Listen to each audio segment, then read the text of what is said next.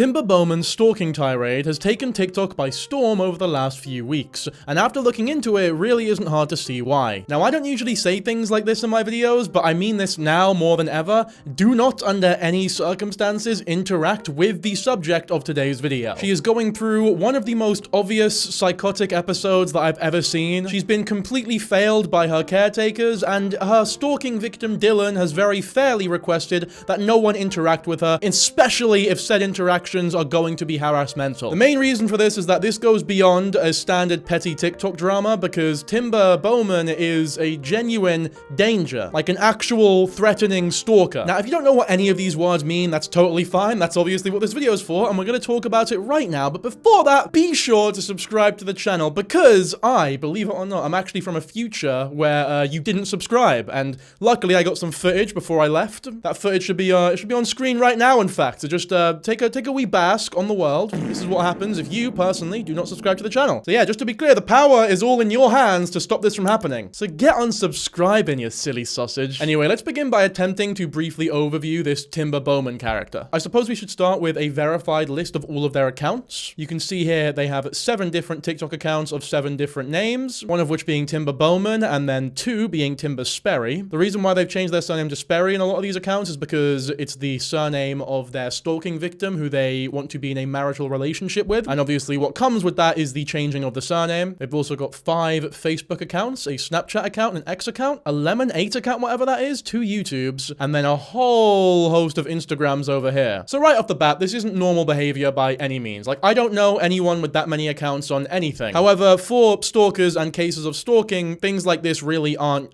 you know, they're not uncommon. I suppose one of the main reasons would be, I suppose in many cases, stalkers get blocked constantly and have to make new accounts to bypass said blocks. Here are some screenshots of some of these TikTok accounts as well. As you can see, they're all active as well. It's not as though these are all burners. Here's another one here, Timber Bowman. Got this one, which is the Tim B's in. You can see her pinned mugshot on this one as well, because she did go to jail for harassment. This is not just a singular case where Dylan is a victim. Like, no, this is consistent throughout her life. The fact that she's out and able to do it again is obviously a failure and on her part, and she should take accountability for that. But at the same time, it's also a massive failure on the people around her who should be responsible for stopping this from happening, such as her caretakers and law enforcement. But again, more on that later, because this rabbit hole goes deep. And then you've got another one here, Timber Bowman at Mixed, where she claims to be black, Mexican, and white. This here is her main TikTok account, from what I can see, where the majority of the stuff that we are going to cover in today's video was posted. This is one of the ones where she calls herself Timber Sperry, which again is the surname of Dylan, who is part of a band that this woman became obsessed with while she was in prison. I want to show you some of the content before all of the concerning stuff started to happen. There's one video in particular that went viral with almost 5 million views now, where she is talking about her quote-unquote man. However, said man is someone who they don't know anything about, but have some sort of, I suppose in their mind, spiritual connection with.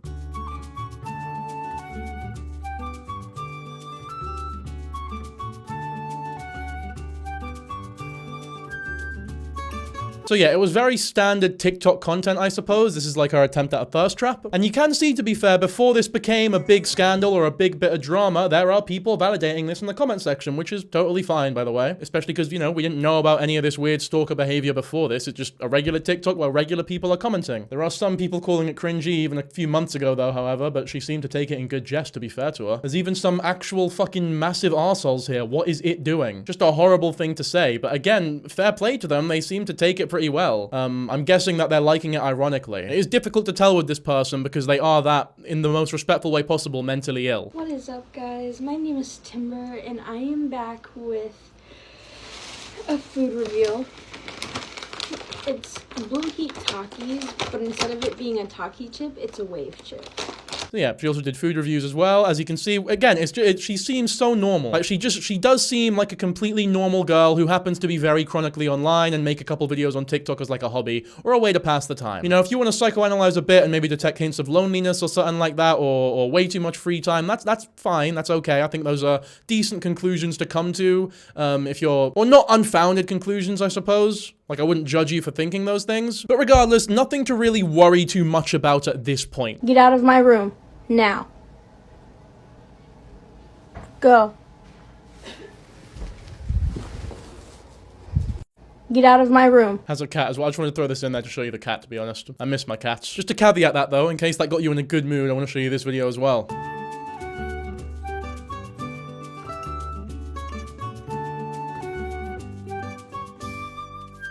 Just to be clear, I'm not just showing you this video out of, this is on Timber Sperry's account, right? This is not just a random video I found of some Korean bullshit.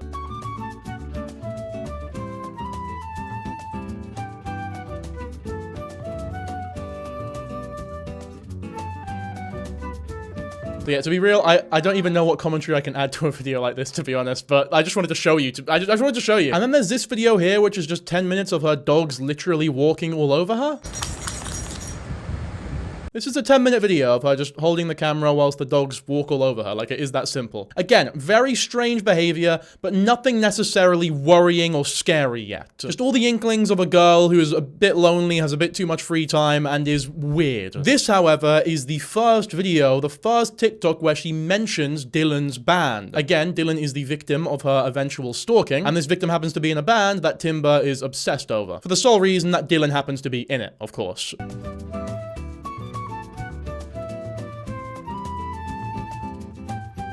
I won't play the whole video, but it is just a video of this guy's band playing in the background of her sort of hyping it up, I guess. Very interestingly, though, you can see that she describes him as her homie. Now, they're not even homies at this point. They barely know each other from what I understand. At this point, definitely. I mean, I don't think they're homies now, even. But homie is like a very innocent-sounding word. Like, you can call someone your homie without necessarily knowing them, and it would be, like, fine. Especially if it was understood that you were saying so somewhat ironically. But again, this is like the innocence of the beginning, because it goes very quickly from homie to husband. I personally believe that she always sort of saw him as her husband, but is maybe lightening it here to homie for some reason. I'd say because she doesn't want to come across too weird or pushy from the start, but as you'll soon see, she really doesn't give a fuck about seeming too pushy, so maybe she genuinely just hadn't seen him as her husband at this point. I honestly don't know. Here's another video, however, of the band's music.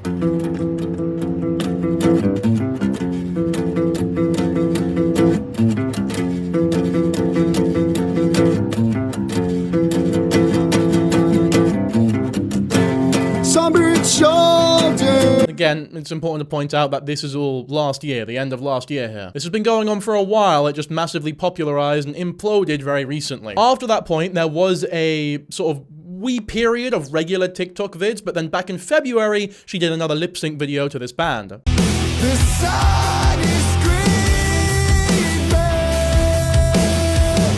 It's actually the same video that she did the first lip sync video to as well. And then there's this video here, which I'm not sure is in reference to Dylan, but she talks about how she hopes he sees this. And with everything we know now, it's very difficult to assume this is anyone but Dylan.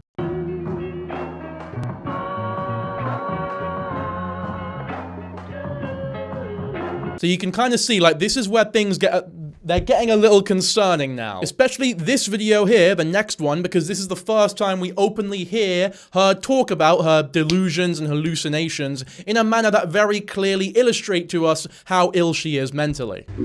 So I'm literally watching a video about mermaids, and this pops up on my TV. I don't know if you guys can see it, but it's literally a face. A mermaid face. Right here. Eye, nose, mouth. Do you guys freaking see that? Who is that? Who the heck is that? Bro, it's just looking at me. She leaves a comment here as well. It was a man's voice saying, "Help me," so I look around and I'm staring at the TV and it started raising its eyebrows up and down. My mum cleans the TV and I no longer see the face. One thing you'll also notice about Timber is that she does have a hyperfixation with mermaids. Now, I don't mean to pry or diagnose, and I'm not going to diagnose anyone in this video, but I will give, like, potential theories on what might be going on, I think. We hear a lot in the future about, like, little tidbits. She never explicitly goes into potential traumas that she's faced, but we hear certain things that she drops every now and then about how her dad or granddad would do creepy things to her as a kid, for example. We'll get to those when we get to those, but I think it's very common for people in traumatic situations like those, especially those who are already suffering from, you know, certain mental illnesses. Again, I'm not going to diagnose her with anything, but it's very clear that she is struggling with something, if not multiple things, in fact, probably multiple things. A lot of these TikToks are actually being filmed in a very obvious inpatient facility as well. And this isn't like a physical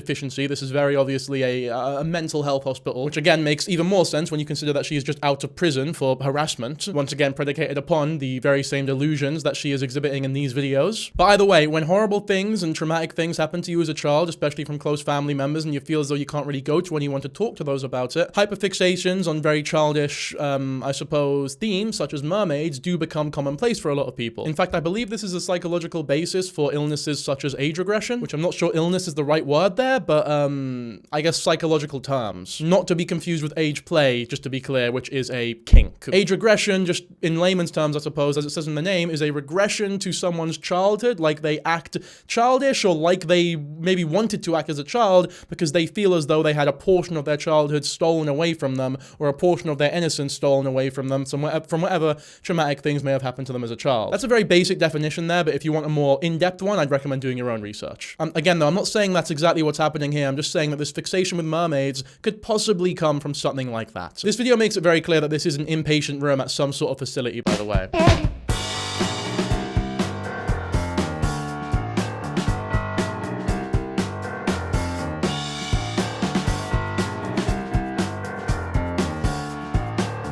See in some of our recent videos as well, the walls are a different color and everything looks she's moved out basically into what I believe is her mother's house. This is a very concerning video as well. This is one of the first ones that went viral where she talks about how she is being watched over by a fairy. Just got back from McDonald's.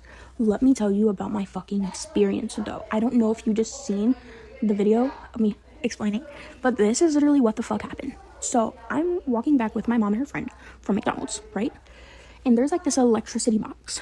It's like a big tall green thing on the side of the sidewalk, right? And I walk past it, but I'm not near it at all. It's like more over there and I'm more over here. Excuse me. And a big boom. That's all I heard from the machine. And I'm like, what the fuck is that? And at this point, I'm starting to panic because I'm starting to feel followed. And I'm turning around, I'm like, there's nothing there, okay? So we're literally walking, we're going to this little thing for food stamps, a food stamp building, so I can apply for my food stamps again, because I moved. And all of a sudden, we get out of there, and I see this thing that looks like a dead fae. A fae is a fairy, okay? The food stamp thing is obviously very important as well because it establishes a very obvious precedent that she is not in a very financially viable or fortunate situation, which again only means that mental health services and the type of care that you get is only going to be of a certain quality, I suppose. I'm a big believer that she was absolutely failed by the people around her, including these caretakers, I suppose. Like the amount of access that this very clearly deranged girl has to the internet, very dangerous girl, in fact, has to the internet, and someone who's already been in prison for harassment, the fact that she has this much access to the internet, I think is a fucking crime, to be honest with you. That's not to say that she is completely exonerated of responsibility. She's my age. And without knowing exactly what's wrong with her, it's difficult to say that she's like completely innocent here or that we shouldn't take this seriously. Obviously, it is likely that she needs to take responsibility for some of this as well, but that doesn't mean that she is the only one who should be held responsible for the very harmful actions that are coming from her in this situation, I believe. And I think it's more important to hold said care workers accountable for these types of things, because if we hold her accountable, that's great. That's one case that is sorted. That's one case that may become better, I suppose. But if we hold the caretakers accountable for a blatant disregard for their clientele, I suppose, then that could potentially prevent many cases like this happening from the future, as opposed to just, you know, stopping one dead in its tracks. It would actually prevent future ones from happening. Not even in this specific care place, but like nationwide, if we, you know, put more effort or more care into caretaking and mental health services, for example. I'm like, should I take a picture of it? Because nobody's gonna believe me. But on the internet, they basically say not to take pictures of it, not to touch it, not to really be in its zone. But I almost stepped on it, okay? And I was like, oh my God, like I think I literally just stepped on a fairy. And it literally looked like a literal fairy. This thing had a missing head. Like the head was still there, but it almost looked more like a skull, okay? And the body was up and down, and the arms were side to side, like a cross. It was almost like a cross, okay?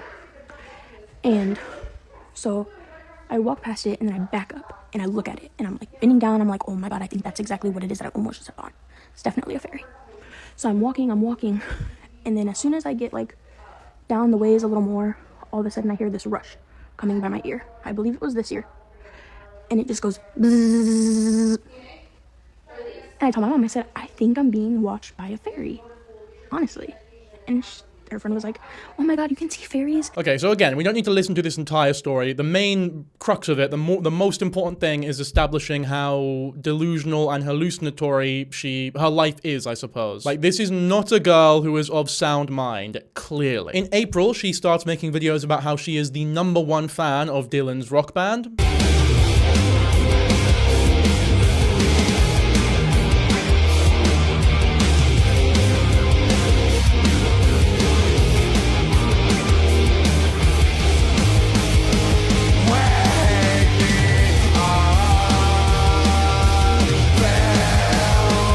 And then she even does a cover of one of their songs as well. Like, not just a lip sync video, but an actual full-blown cover.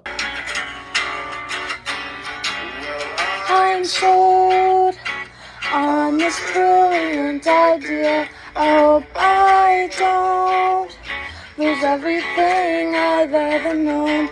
But now I'm sitting back in my car parked in the slot. She even adds the band in the comments and then likes her own comment as well. This is also important. This is the first time we hear, this is the first time that I heard her talk directly about her stepdad, or more specifically, her stepdad's spirit coming to visit her. My stepdad's spirit came to visit me today on his birthday, April 12th, 2026. Literally. My cereal boxes are falling off the lid. So yeah, she urges the spirit to drop the box of cereal to prove that it's there. She also claims that something that had fallen on the ground, or this is the ceiling, it's weird to tell from this angle, I think it's just something that's hanging off an edge or something.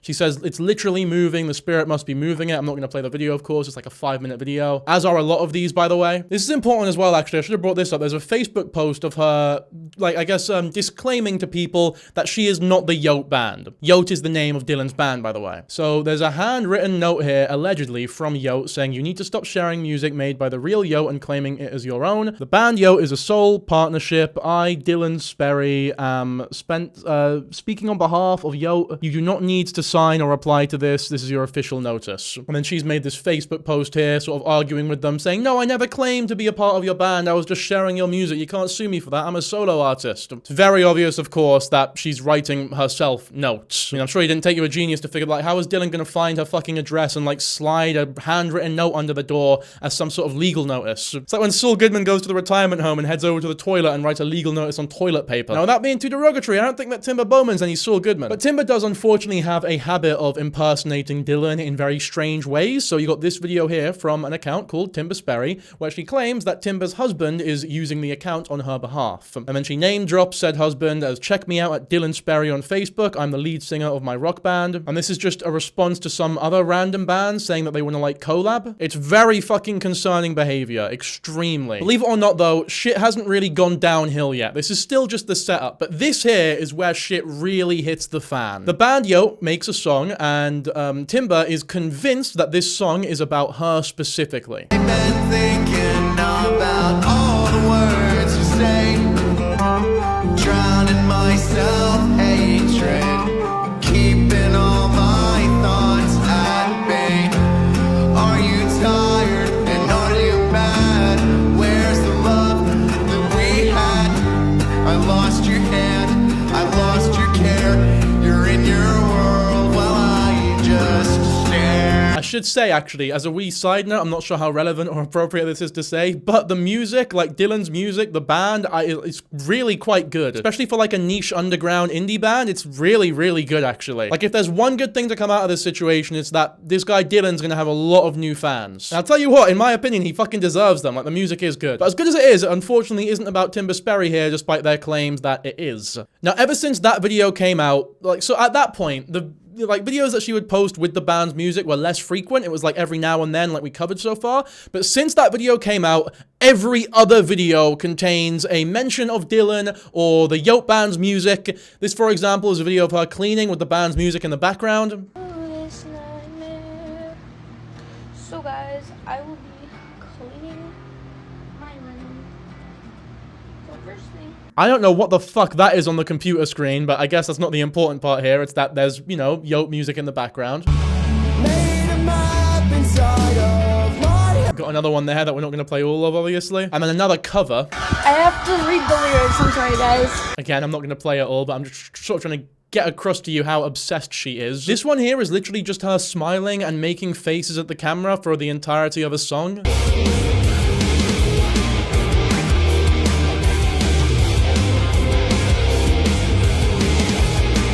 Like, she just sort of lays in bed and looks at the camera and touches her face and makes faces whilst a Yote song plays. It's very confusing, and perhaps in a vacuum it wouldn't really mean much, but when in combination, when it's in this room with everything that we've already seen from her, when it's in the comments with, you know, stuff like this, people are taking the note that on the Facebook post and posting it in the comments now because it's very clearly concerning behavior. Yeah, when you combine it with all that, it becomes that much scarier. Now, this here is the video that went viral with almost 5 million views, which might not sound mega viral for a TikTok video. However, when you bear in mind that it is 10 minutes of a girl who isn't very charismatic or like camera present, if that makes sense. It's like, for someone like this, for someone as unentertaining and not online as this, to procure a 5 million view video, it has to mean that there is something about the story that is so inherently interesting or fucked up or disturbing that it has procured all those views. And this is only part 1 as well, despite it being 10 minutes. So today, I will be eating seafood clams. This is practically going to be my last meal for the next, basically until Tuesday, because this is all that I have to eat. Yeah, and if it isn't already clear how ill she is literally eating seafood clams for enjoyment. And while I was in jail, I had a vision of this guy that was in a band, and, like, I don't know how to explain it. Like, I can still kind of see the vision, by the way. And, like, it's so heartwarming. But, like, my heart is literally beating so freaking fast right now. But, like, I was in jail, and I had the vision of the guy. And I seen that he had, like, a infant child, like, a toddler-sized child. From there, I had another spiritual vision of him, like, in that same night. Mind you, this was, like, 2 years ago, by the way. This is way before I ever met this guy. And, I don't know how to, like, explain visions. I just only really know how to see them. So, I was in jail, and I seen this vision basically pop up like a ring. Okay, a diamond ring. And I'm trying to figure out how to open this at the same time as I'm talking. Well, anyways, I seen like a diamond ring, and I was like, okay, so do I get married to this guy? And my spiritual guidance said yes, that I marry this guy. And I was like, okay, so basically, fast forward, last year, 2025, of September, it was September 2nd, the day before I met the guy that I like. And the lady goes, by the way, the guy that you like now will not be the guy that you will be marrying. And I was like, what do you mean? Because I was like, I'm already like contemplating, like, do I really want to marry this guy? Like, the guy from before that I was liking, like, 10 months ago, almost over a year ago now. And I was already contemplating, I was like, do I really want to be with this guy? Like, my spiritual guidance told me in jail that I wouldn't be marrying him. This is also something you see with a lot of stalker-type people, many of which are mentally ill, which obviously doesn't exonerate the stalking. It's still greatly disturbing behavior. I don't know if you guys have seen Baby Reindeer. It's a great show, I would recommend it. Obviously, massive trigger warning, though, because it is extremely graphic at points. Obviously, it's sort of 8-miled a bit. It was exaggerated for the sake of the story, but it is based on a true story, and you can really tell when you watch it because of how realistic the behavior of the stalker, Martha, is. Down from the very first scene she's introduced in, you can sort of see her sadly on a seat in a bar, and it's sort of implied that she is sad because she has lost the previous stalking victim that she was in fact stalking and is now moving on to a new one, which is the main character of the show, of course. We can already see hints of that here, where like stalkers have hyperfixations upon people, sure, but it's not as though when that person escapes their life that they stop becoming stalkers. It's almost a part of them. It's a very, very disturbing and scary crime to be victim to. It's also why a lot of stalkers are, I mean, I really don't know how to say it, but really good at stalking because they've been doing it almost all their life. By the way, spoiler alert, the bag of clams doesn't actually open until 9 minutes in. And I was like, I really wanted to go with my heart, but my heart left that guy. But my mind was there. And I was like, I just want to like stick to like what I felt like I made a promise for. You know what I mean? So it only kind of felt right for me to like still kind of like him. And then she was like, I can tell you that his first name starts with the letter D, but I can't tell you his last name, can't tell you anything else about him. And she was like also making it known that I was like basically going to meet this guy right away, like as soon as I moved. And I was like, okay. So the first day that I move, I literally meet him. I literally meet the guy, and like he's like there. He's like just there. And I'm like, my heart just like leaps out of my chest. And I'm like walking like this, and I'm like pacing, and I'm like stuttering over my words, and I'm like, oh my god, like, and he takes me to Hy-Vee. We do grocery shopping. It's just me and him, like one-on-one. Now, depending on how much you believe her, you might be wondering, well, how does she know? How did she get told about someone with a toddler whose name starts with D and all that before she's even met him? Trust me, it will all be explained when Dylan makes his response video to all this. I think his response is what blew this story up to cataclysmic levels, by the way. But I'll give you some wee tidbits now. Dylan, and this is very important, Dylan is a social care worker. That's why he is on this sort of grocery store run with her. It's not a date. It's not a date like she thinks it is. It is him fulfilling his obligations as a social care worker towards Timber, who needs social care. It's obviously something that she is misconstruing, either intentionally or unintentionally, as some sort of romantic or even marital affair. Oh my fucking god. Like, I actually think that this is the guy. Like, I actually really think that this is the guy. Like, my heart just felt, like, so loved. Like, I don't know how to explain it, but it, like, the connection was just there. The connection was just, like, so immediately. And it was just, like, such a heart-touching moment for me, because I haven't been in love in, like, 7 fucking years. Yeah, and you can see, like, she's being brought to fucking real, genuine tears just recounting this grocery store trip with him. The first time they've ever met, and she's like, claiming to be in love with this guy. It's terrifying, it's depressing, it's disturbing, and it's terrifying again. But I just had to make that a point that I don't care about. I just kind of felt like that would be, like, a great story time for me to tell you guys. Child. Like, this is my whole, like... Now, this is a 10-minute video. We're not going to watch the whole thing. Those are the important parts. But don't worry, folks. There is a part 2. And in this one, she makes the very brave, creative decision to not actually start telling the story until 5 minutes in. Right around the time that I first met him. And I was like, honestly, no, you're getting blocked. So they got blocked. They got blocked. I don't fuck with them.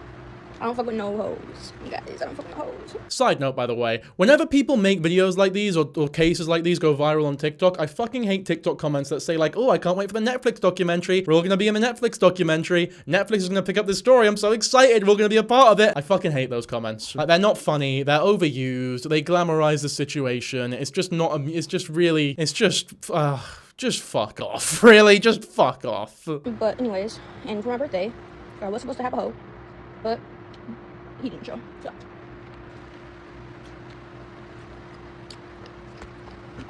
I cut that shit. And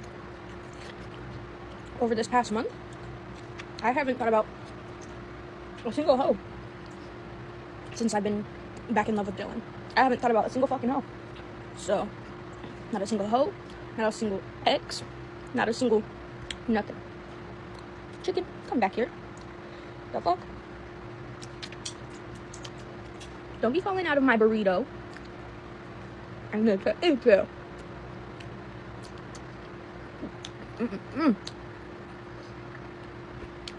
Yeah.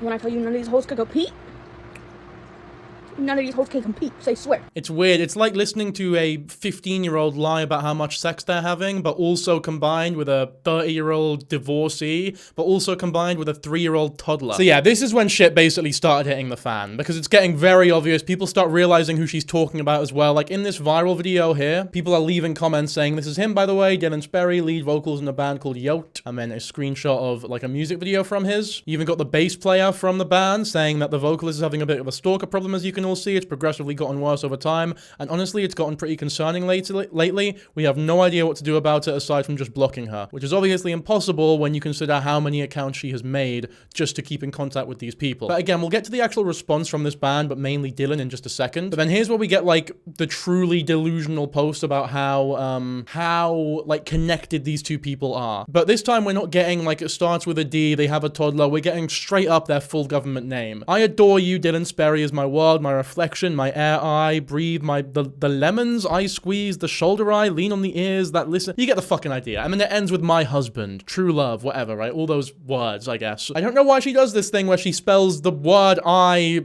E-Y-E, but it's just a quirk of hers, I suppose. Okay, next is a video where she talks about her wedding plans. This is the first video where she uses the last name Sperry instead of Bowman. She goes a lot more in depth surrounding her delusions around Dylan, but also his daughter, which is like the most worrying part of this, by the way. She knows way too much about this bloke's daughter. Honestly, my eyes are cute AF, and the thing is, I have literally been in the sun for the past hour and a half now, and it honestly feels nice. Like, it's a little breeze, but it's also sunny at the same time, so that's honestly why I came out here. Like, I don't know what it is, but like every time I come here to the laundromat, it's just like the best little chill spot ever. Like, it's like anywhere else I go and I try to go outside, it's just way too hot or not windy at all, or like, but here, it's like perfect here. There's like plenty of trees, and like the brick building kind of like levels out the wind, you know, so. And I get like the perfect amount of sun on my skin every time I come here. It's perfect. Oh yeah, by the way, guys, this is my birthstone. I can't remember what my birthstone is called. Sorry, I can't remember what my birthstone is called, but I just thought you guys would think it was you. And I'm growing out my nails again. Sorry if you guys hear background noise. Not my business, not my tea. But anyways, I'm growing out my nails again. Oh yeah, in T-A-F. So, you guys, I literally have a literal wedding dress picked out. Well, this is the thing. This is the thing as well, is like, usually for most of this video, I've been cutting out these little segments of her talking about her nails or just regular life stuff, but I'll leave it in this time because I do think it connotes an important part of this story, which is that she genuinely sees this TikTok page as like some sort of diary. It's like, oh, I went out, I had some dinner, I did my nails, I stalked this guy, I looked up his daughter's age, I found all this shit out. Also got my wedding next week as well, that should be fun as well. Our child will love it, because he actually does refer to this daughter as our child, which I'm not sure how the mother of said child feels about that. I would assume it's not exactly the most pleasant emotion in the world. Like, this is what stalking looks like. People are very quick to call Tyler Catastrophe a stalker. I think that's a huge over-exaggeration. He's just a very parasocial fan. There's definitely an important distinction to be made between normal fan, parasocial, and stalker. This is a few steps above parasocial. A lot of steps above parasocial, actually. Thank you, like me and my husband and my daughter. I'd be like wanting to joke around and call her my daughter-in-law, because like... Not even our daughter, by the way. She's straight up saying my daughter now. Would that make sense? But I don't really want to say that though, because I love her like my real daughter, so... But anyways, so... And also, fun fact, I actually named her. But anyways, like, we literally have sparkly shoes, all three of us, me, my husband, and our child. We all three have sparkly shoes, and mine and my daughter's dress are twinsies AF. Like, guys, our dress is literally so freaking cute. I love it, and I can already see it, like, I can already see it, girl. I can already see it on me. I can already see it on me, like, oh my lord. Oh my lord.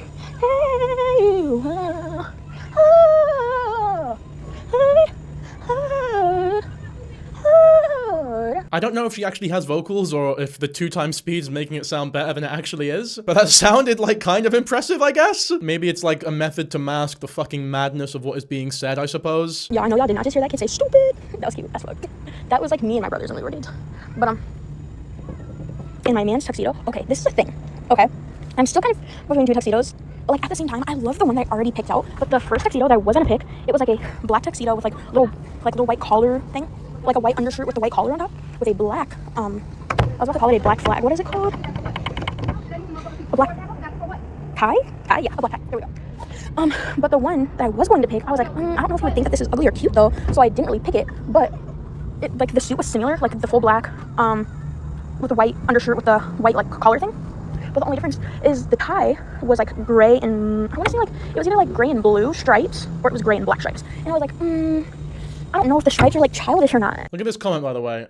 Does he know that he's about to get married in sparkly shoes? To which Timber themselves responds with, yes, he did in fact tell me he wanted to match to the fullest even if we did wear sparkle shoes. So either she is speaking to someone else who is feeding into her delusions and she is confusing them for Dylan, or she is hallucinating like she was with the TV and also like her stepdad's ghost or whatever the fuck. That is genuinely possible because we do know that she is prone to hallucinations. I'm not sure if he's on like medication for it or anything or some sort of behavioral therapy. I genuinely don't know. She fucking should be though, of course, especially since she already got arrested for harassment in the past and stalking. It's not as though this is someone with no history of this behavior. It's like if you get into a relationship with someone but you know they have a history of cheating, the way that you approach said relationship is obviously going to be very different from if you were to approach a relationship with someone who had a completely clean past. Like certain aspects of people's past matters. Some obviously don't. Like some things don't matter, but there are some things that should definitely lead you to treat them differently or with caution or maybe be easier in some cases, I guess, but not in this one. This is not one where you need to ease off based on their previous history being, like, clean. The third option, though, is that she's just completely lying. There's no hallucinations, there's no talking to anyone else, she's just completely lying and making it up in her head. Whether or not she genuinely believes in her delusions, though, is a different conversation. I think that I think she does. But I'd be interested to see what you guys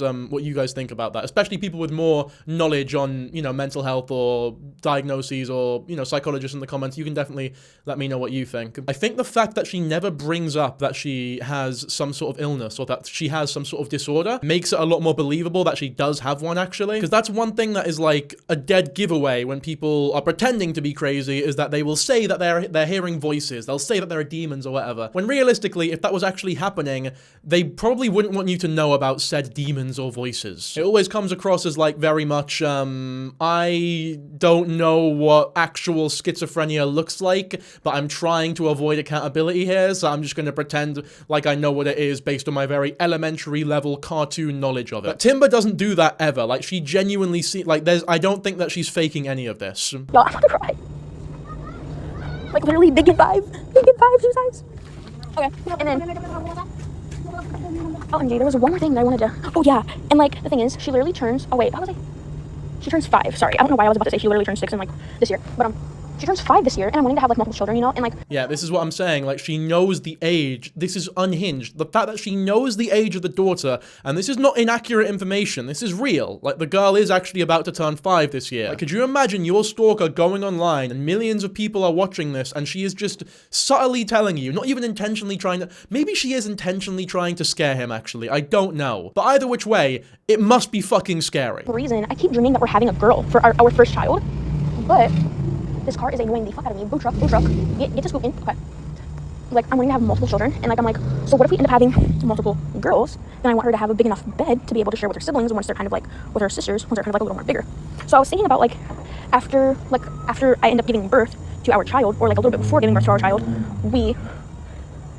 her sibling, we end up giving her like a room makeover. Okay. Like, I'm thinking about giving her a literal freaking room makeover, and like, I want to get her like this big pink bed that comes with like dressers along the side and along the front, and it has like LED lights, and it's like really, really big, by the way. But it's just like, I don't really know how big her room is yet. Like, I haven't really like been into her room, but like, it was just something that I wanted to do because she's getting a lot more older and a lot more wiser, you know what I mean? And a lot of times when younger children have siblings, they become a lot more mature quicker. So I just thought like giving her a bigger bed and a bigger space would give her brain mentality like more room to grow as a mature child, you know what I mean? Like, the smaller that you keep a child's room forever, especially at like 5 and 6 years old, they're naturally just going to inherit like younger child mentality, and I want my child to be mature because anything could ever happen to me at birth, you know what I mean? And I would want for her to like be able to be smart enough to help take care of our child, you know what I mean? Like, I want her to be a little more wiser, and that's okay. It's okay if she has like a learning disability or something of those natures, which I kind of think that she kind of does have a learning disability, which is totally okay. I also have a learning disability, I'm everything, so, but anyways, like, I can't wait. I'm so freaking excited for my marriage, guys. I want to be a mom so bad. I want to be a wife so bad, so. Yeah. Honestly, it's difficult to actually add anything to this conversation because it's not the sort of video that I need to explain is bad and sort of deep dive into why this behavior is deranged. It's something that I'm hoping everyone who's watching this video can very clearly tell, that these fantasizations of someone that she doesn't even fucking know, but even if she did know them, this kind of fantasy publicly online in front of millions talking about his kid and like all this information that she should not know is deeply disturbing. Especially when you look at these comments here. When was your first date? And she's liked this comment. And then she responded. She said, when he bought us some cheese tots and gave me some of his hot Cheetos, he buys us cheese tots all of the time. She has this habit as well, for whatever reason, of liking her own comments. But TikTok, like, you can see on TikTok when someone likes their own comments, if you're the creator, of course. I don't know if she's aware of that. Not to mention it was in his big smexy truck, and she seems to be very excited about. He probably didn't buy the Cheetos in the truck. It was probably at the grocery store that she was talking about earlier. Maybe they ate them in the truck. Or again, it's difficult to actually know how much of this is true, because when this woman says something, taking it at face value, I think, is one of the dumbest things you could possibly ever do. It would be like taking relationship advice on long-lasting, healthy marriages and true love from Andrew Tate. You've also got this video here, which is even more disturbing, by the way. Room makeover for our 5-year-old daughter. There's a lot of people out here. I don't really want to like get them on camera, but I literally come out here to make a TikTok every time I'm here at this laundromat because the sun just be popping, okay? But anyways, me and Dylan, we both dated when we were kids. And just recently, over the past couple of years, he got a hold of me again. Just to be clear, they did not date when they were kids. They didn't. This is complete... I mean, look, I'm sure you don't need me to tell you that. This is all fantasy. It's complete delusion. But I genuinely have no idea if she honestly believes that she dated Dylan as a child. I don't know if she sees it as like a past life thing, or if she just... I don't know, she dated a kid at 5 years old and thinks that it was Dylan now. I don't know if it's all just complete delusion. She doesn't even remember what she was doing at 5 years old. She's like blocked it all out and just happens to think that she dated Dylan and there's like this spiritual connection between them. Maybe she's manifesting the 5-year-old daughter as what she wishes her childhood was like. So when she does all these makeovers and talks about how they're going to treat the 5-year-old amazingly, she's talking about how she wishes she would have been treated as a 5-year-old. Again, I'm not saying that for certain. I think that'd be really fucking irresponsible, but I'm throwing out potential ideas here that possibly may explain this behavior. Oh my gosh, like I want to take this opportunity, but I'm kind of living with a best friend of mine, and we both got into a fight. Not me and Dylan, but me and the ex-best friend of mine. I'm not fucking like that kid. Weird as fuck. But we both got into a fight, and we both decided to break every fucking electronic that was in the goddamn house. And it was honestly just, it was pissing me off, honestly. If that was true, it would actually be a good thing, because she wouldn't have a phone anymore, and then her life would improve dramatically, by the way, as would everyone around hers. And it comes with all of these dressers. It comes with like 5, 6, 7, 8, 9 dressers, maybe like 4 on this side, 5 on this side, somewhere around there. And I'm like, should I get her this one? Because what I was thinking was, if I get her that one, then like every single year she could have like a drawer that she could put like her memories in from like school or like with her friends and like all that kind of stuff. Like every year, assign that drawer to the year of your school, your childhood, you know. And then I was also thinking like, but what if she doesn't really want to share a bed with her siblings, which is like totally fine. I wouldn't really mind, you know.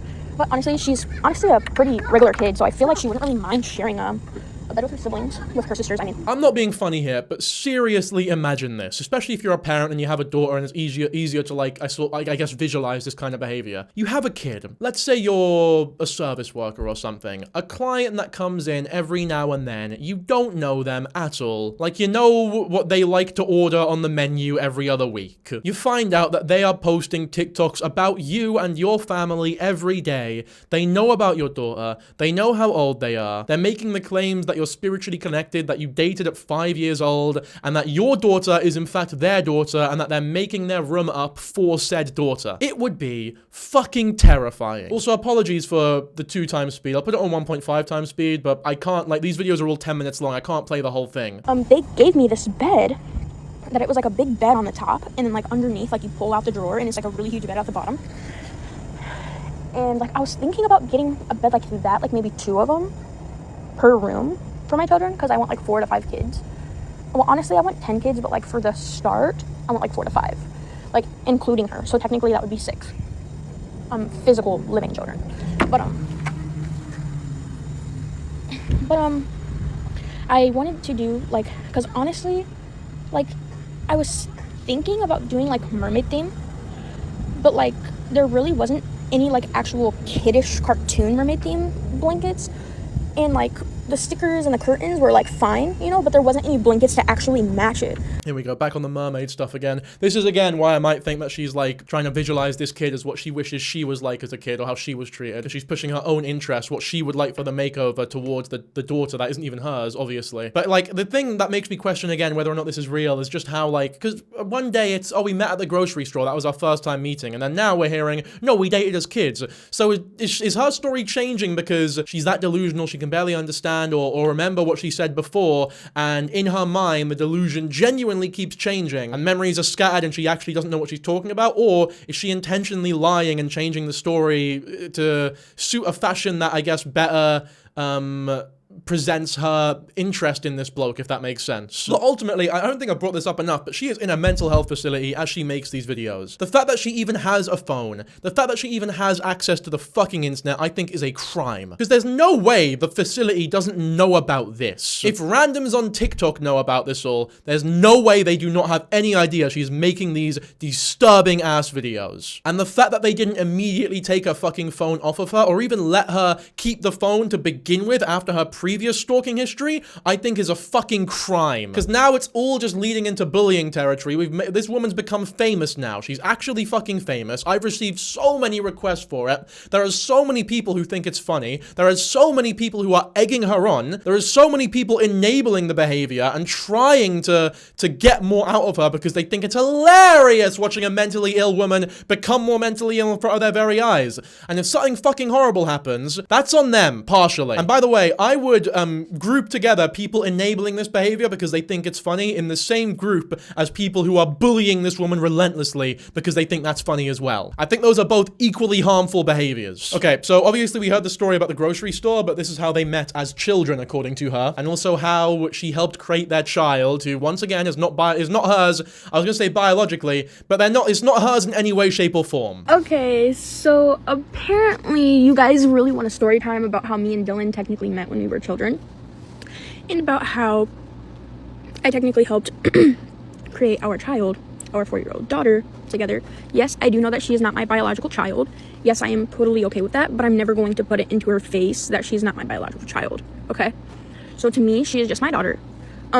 This is honestly like an emotional topic for me because like I don't like the word step, okay? Like my first ever technical stepmom never told me that I was her stepchild. So she kind of raised me to understand that it's okay that I'm not your real mom, but if you do want to call me mom, that is fine. This is it, by the way. This is where we start to hear some of the very strange things that was happening to her as a child. And you can already see there is some sort of pushed down or bottled up trauma or resentment from her towards her parents, I feel. And no doubt in my mind is that contributing to a lot of these delusions and mental illness that she is currently experiencing. I'm totally okay if she wants to call me like Sissy or Mama Timby or just Timby.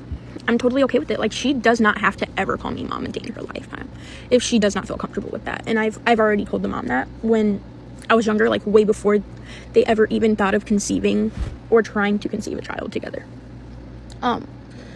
So basically, okay, so his moms, they are, I don't know if I can say the word on here, but he has 2 moms, okay? They are together. The one mom has a daughter, which is his sister, okay? I met her when I was in like the 6th grade, I believe, but we were friends on social media for like a while in the 6th grade before I met her. I don't remember if she went to the same school as me or not, but I do remember that one day she messaged me and goes, my moms want to know if maybe they could adopt you. And I was like, they want to know if they can adopt me. I am honestly so curious, and I would love to know what you guys think in the comments. If when she is recounting this story, she is genuinely thinking back to her childhood the same way that we think back to our childhoods when we're telling a childhood story, or if she's making it up on the spot and thinking, what should I say next? Where should this story go? Because I honestly can't tell just by watching her do this. Like, it could just be that she's so used to lying and making things up and being delusional that this is like, it's just like breathing to her. Or it could be that she actually believes this is a thing that happened and feels as though she is genuinely recounting said memories. I'm flattered at this point. I'm like, I've never been asked if I wanted to be adopted before. And basically she was like, but like, if you don't want them to adopt you, that's totally fine. Because I was going through like some personal things where like DHS was like in and out of our lives, and DHS had basically got a hold of this family wondering if I would be okay with being adopted out by them. I was like, honestly, I really would have been okay with it, but the only thing is I kind of actually had a boyfriend at the time. And she was telling me, she was like, over the phone, she was telling me, she was like, I have a brother. Touching her nose a lot. I know this is like very pseudo-scientific and shit, so I'm not sure how much attention we can pay to that. But there is like, you know, relatively verifiable evidence that when you itch your nose or touch your nose, like touching your nose happens when you lie because you get nervous and I think blood starts pooling up in your nose and it gets itchy and you feel, oh, let me just get at it a bit quick. It could potentially be a sign of like maybe intentionally deceiving people here, or attempting to at least. Kind of stuff. And she was like, I have a brother that's like wanting to create his own band like in the future and all that kind of stuff. And I was like, OMG, like me too. I was like, I'm not really sure like what kind of musical genre I'm really kind of looking for. Like, I'm not really sure if it's more like a rap, hip hop, rock kind of vibe. And so we just started vibing over like music and all that kind of stuff. And then one day, yeah, she is honestly touches her nose a lot though. And again, it could just be like some sort of nervous tick of hers. Like maybe she just naturally touches her nose a lot. I honestly don't know, but I do think it is worth pointing out. I don't think I'm a bullshitter just for mentioning it. Texted me again out of nowhere saying, hey, I'm in your town. Can we come and meet you? She was like, where can we meet you?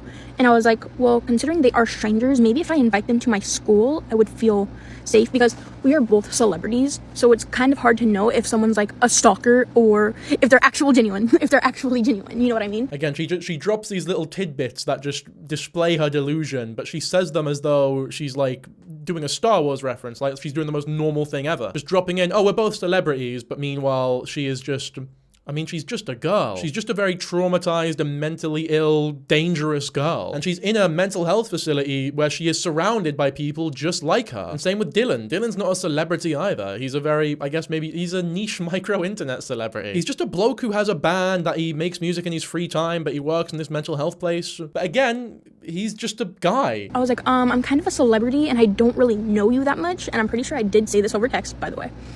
So, and all of my friends in school met this family, by the way, and they all loved this family. Like, they all loved my boyfriends. Like, any guy that I was ever with, they loved for me. So, and I was just like, okay. And me and him were talking, and he was like, I have a girlfriend. And I was like, okay. And me and the girlfriend started like talking a little more after the visit, and it was totally fine. I also had a boyfriend at the time, sorry. I don't know if any of this is, I don't think any of this is true, by the way. I don't think she did have any friends. I don't think she did have a boyfriend. I don't think any of that is true. It's gonna be a really dumb reference, but I watched the Lego movie the other day, and you know how in the beginning of the Lego movie, Emmett is like talking about, oh, let's go out for drinks with all these friends and that, but like all the people at the work site or the construction site are just completely ignoring him, like they don't like him, they don't rate him. They just see him as kind of like a weirdo who does his job, yeah, he comes to work and that, but then they just ignore him. But Emmett is under the impression that like they're best friends and like he's really respected in that, and they like him the same way he likes them. I feel like that's exactly what's happening here, or very close to what is happening here. So maybe she's recounting her being in school and just talking to people or being around them. Maybe not even talking to them. Maybe she's genuinely just sort of sat down doing her own thing. But because she's so ill, she goes home thinking that she's had really productive, insightful, fulfilling conversations and moments with these people that she thinks she's friends with. I don't know if maybe she was being bullied by these people, or they were being mean to her, or just dismissive, or maybe trying to be nice and talking to her because they know something might have been wrong. I don't know. But regardless, I don't think she did ever have a boyfriend or, you know, had any real genuine connections with close friends. That might be a bit presumptuous of me, so of course I'm not gonna, you know, say it for a fact, but that's the sort of vibe that I'm getting. I'd like to hear what you think, though. Basically, like, we just started, like, messaging each other, me and the baby mom. Sorry, I was trying to remember where I was at. Me and the girlfriend at the time, which is now his baby mom. So they haven't even been they technically really weren't even boyfriend and girlfriend. They were really just friends. And they just called each other boyfriend and girlfriend because one's a guy, one's a girl, and they're friends. And which is exactly what the baby mom had explained to me. She was like, I don't want you to think that I want your man, but she was like, but I really do kind of want to have a child with this guy, though. And I was like, really? Let me plant a seed into your soul. So I planted a seed into her soul, and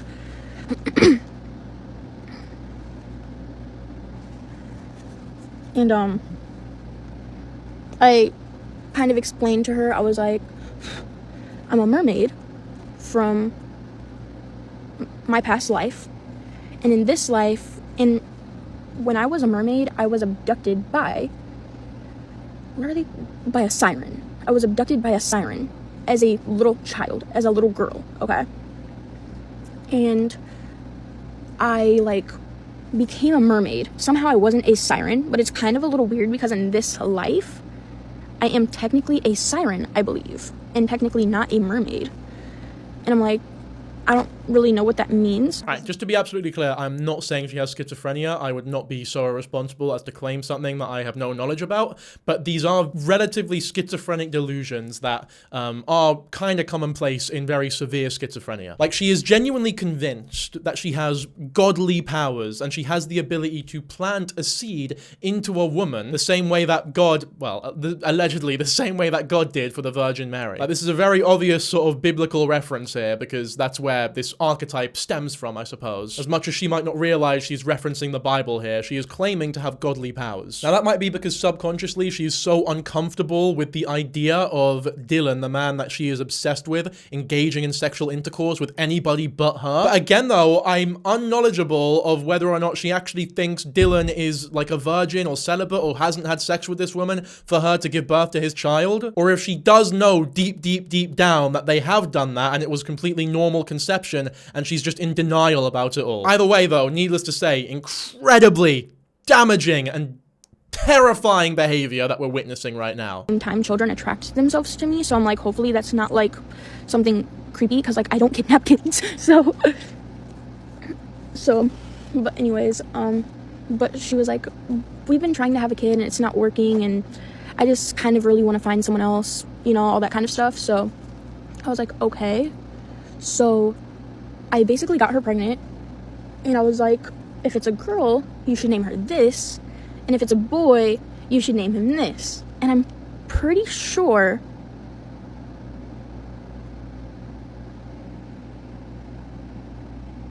I can't remember the boy name. Maybe it was Liam or something around there.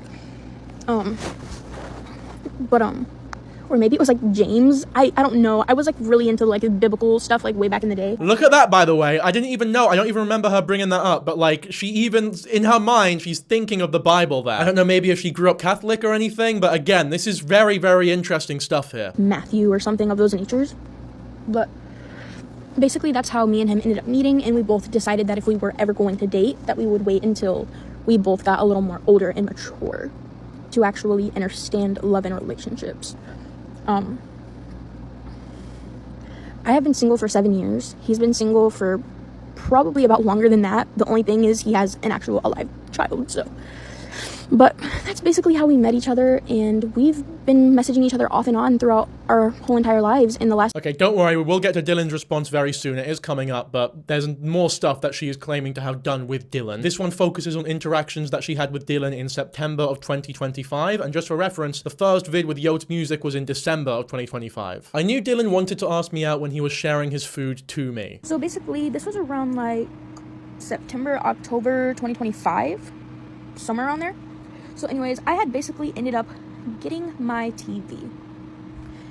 And honestly, let me just start from the beginning. Fuck that shit. Let me just start from the first day that I got there, okay? So, the first day that I got there to the program, it was just me and Dylan. We had this little one-on-one thing. As you guys know, he took me grocery shopping, okay? And he was just staring into my soul, like, the whole entire car ride. Like, he was actually just staring into my soul.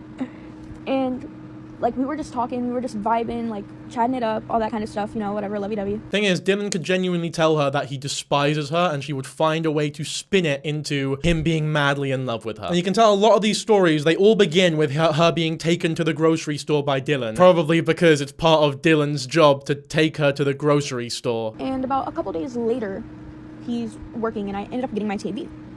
And I'm like, Dylan, I'm not really good at, like, electronics, all that kind of stuff.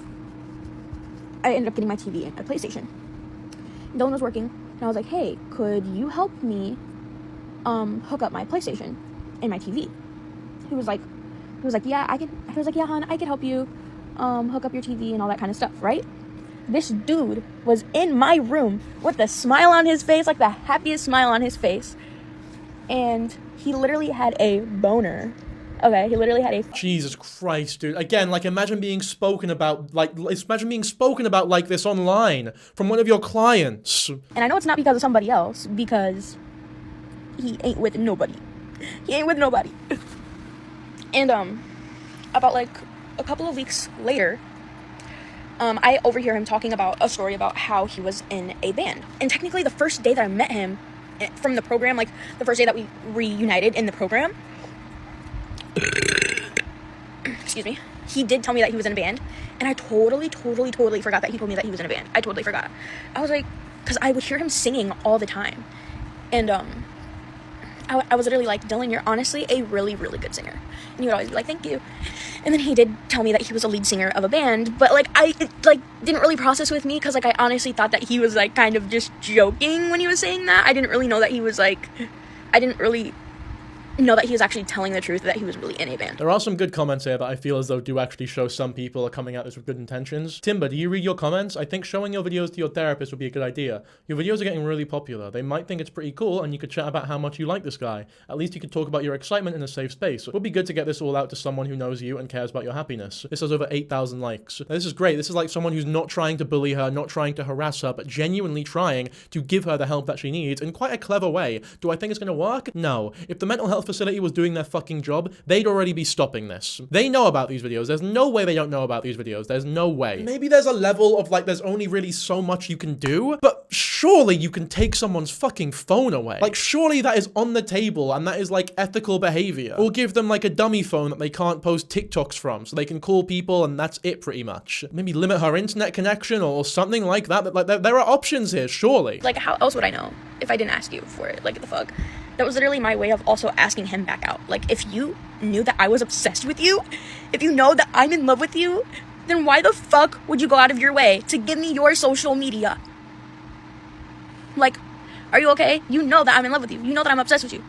Why the fuck would you give me your social media? Like, what bitch? What in the right mind? I can't be a stalker if you're the one that gave me the permission to motherfucking add you on social media, okay? Usually when people give you permission to add you on social, like my Instagram is public, right? That is kind of permission for you to follow me on social media. But if someone came out and like messaged me my fucking address, my mum's name, my grandma's name, my fucking dead dog's name, how often my uncle's cousin goes out for cushery, and I'd be like, whoa, this is a bit too much, buddy. And they can't respond with, well, I mean, you did give me your social media. That is like, that's permission to stalk you, right? Yeah, she's just under the impression that someone who is generally nice to her because she is obsessed with them and they are reciprocating in a way that isn't pure disgust, they must be equally as obsessed with her. Honestly, it's the classic thing of like, there's certain blokes who think that because a girl doesn't fucking despise them and that like they act nice to them every now and then because maybe they're scared even that they have like a chance with her. What was I just about to say though? So then a couple months go by, he's still working there, still working there, still working there, still working there, still working there, still working there, still working there. Okay, still working there, knowing that I'm stalking him, knowing that I'm liking him, or liking him, because like he thinks that I'm a player or something, okay? And all of a sudden, this one day comes, and he literally had like the most happiest energy in the whole entire room, y'all. Like, he literally seemed so happy. The next day, I was sick to my fucking stomach. Like, sick to my fucking stomach. I had a whole entire doctor's appointment that day. I had a therapy appointment that day. And I couldn't even make it to the doctor's or the therapy appointment because of how fucking sick I was. To my stomach sick. Like, I was shitting and pissing everywhere and vomiting everywhere. Just to be clear, by the way, I cut it out, but the way that she found out his real name was through the Spotify. So she's claiming that they were dating. They were, like, dating at this point. They've been dating their entire fucking lives. But the first time she ever found out about his name was Spotify. And then because she found out his real name, he was under the impression that she was stalking him, and then that's where she brings up the whole, oh, well, you gave me permission to stalk you thing. Despite, again, just a few videos ago, saying that she was, like, adopted or wanted to be adopted in 6th grade by her fucking family. And then another video ago, it's, oh no, the first time we ever met was at the grocery store, and also I was a mermaid in my past life. I don't know if it's a fantasy that she is intentionally attempting to actualize, or I don't know if she just wakes up and her brain is so what's the word? Wired differently from a neurotypical or normal person's brain. It's so abnormal, I suppose, that it genuinely is just fucking with her that much. Like, I don't know how much of this is genuinely her fault. I do know, however, that comments like these are fucking disgusting. I think you should date Tyler Catastrophe. You guys have the same energy, and I think it would be such a good match. This has 3,000 likes. You fucking disgust me. All fucking 3,000 of you. And also everyone watching this video who thinks that this is like a genuinely funny and acceptable joke to make. You know what? No, it's fine. If you think this joke's funny, that's fine, but then you can't claim that you give a fuck about mental health. It's either one or the other. That day, he wasn't even supposed to work that day. He came in on his day off, which made me think, okay, he came in on his day off because he likes me. Because he wants to, like, surprise me or, like, you know, something. All of a sudden, I literally have this vision, and I'm like, oh my god, he's literally going to give me something. Like, he's gonna gift me something, okay?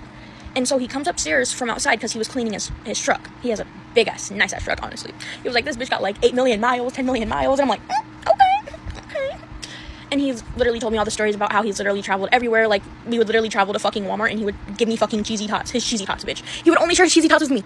Stop playing. He only shared his cheesy tots with me. He didn't offer anybody else in the car if they wanted some motherfucking cheesy tots. Stop playing with me. Stop playing with me. Them bitches are my cheesy tots. There were other people in the car, maybe other clients in the car. Were they going to Walmart with other people as well? Because that would make it even more fucking delusional. It's like she sees these as one-on-one, fulfilling, connecting, like actual romantic dates, whereas in his mind, it's just, I'm taking all of my clients over to Walmart so I can buy them food and talk to them and do my fucking job. And there's like multiple people there. That's unhinged, dude. But anyways, he comes upstairs and he has this little like sunflower clip.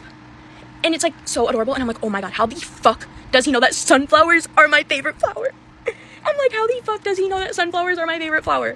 And he like demonstrates and he goes, hey hon, you put this in your hair. Again, I don't even think that's true. I don't even think sunflowers are her favorite flower. I think if he happened to be wearing a sunflower clip and this is an actual thing that happened, then in that moment, just in that moment, sunflowers all of a sudden became her favorite fucking thing in the world. Either that or sunflowers are her favorite flower and she's completely lying about this story. It's impossible for me to believe that this is a coincidental thing that happened. She genuinely loves sunflowers and she's always loved sunflowers. It's been a consistent trait throughout her life. And this guy happened to be wearing a sunflower. Even if that was the case, of course, it's definitely not because he was intentionally trying to woo her. And like I wasn't really feeling good, and I was like just waking up out of my sleep as he was coming upstairs into my room to give me something. And then that day, he started acting strange after he gave me that. Like strange. Part two. So here is... By acting strange, she means that now, finally, he's doing things that are actually pissing her off. So it'll be very interesting to see how she responds to this kind of behavior. So here's the well-awaited part 2 that I'm sure you're all just fucking begging for. The day my husband Dylan broke my heart, part 2. He started acting strange after he gifted me that flower. And mind you, after he gave it to me, he started giving everybody else flowers, and that shit pissed me the fuck off. And I knew he was doing that shit to piss me the fuck off, bro. So there you go. Again, obviously, he was just trying to do his job and make his clients happy and give them sunflower trinkets, I guess. And she took this very personally, I suppose, unfortunately. But also, unsurprisingly as well. So anyways...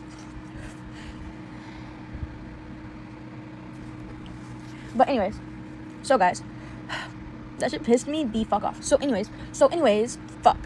Thank you. So anyways, basically what happened was, I literally come downstairs towards later on in the night, because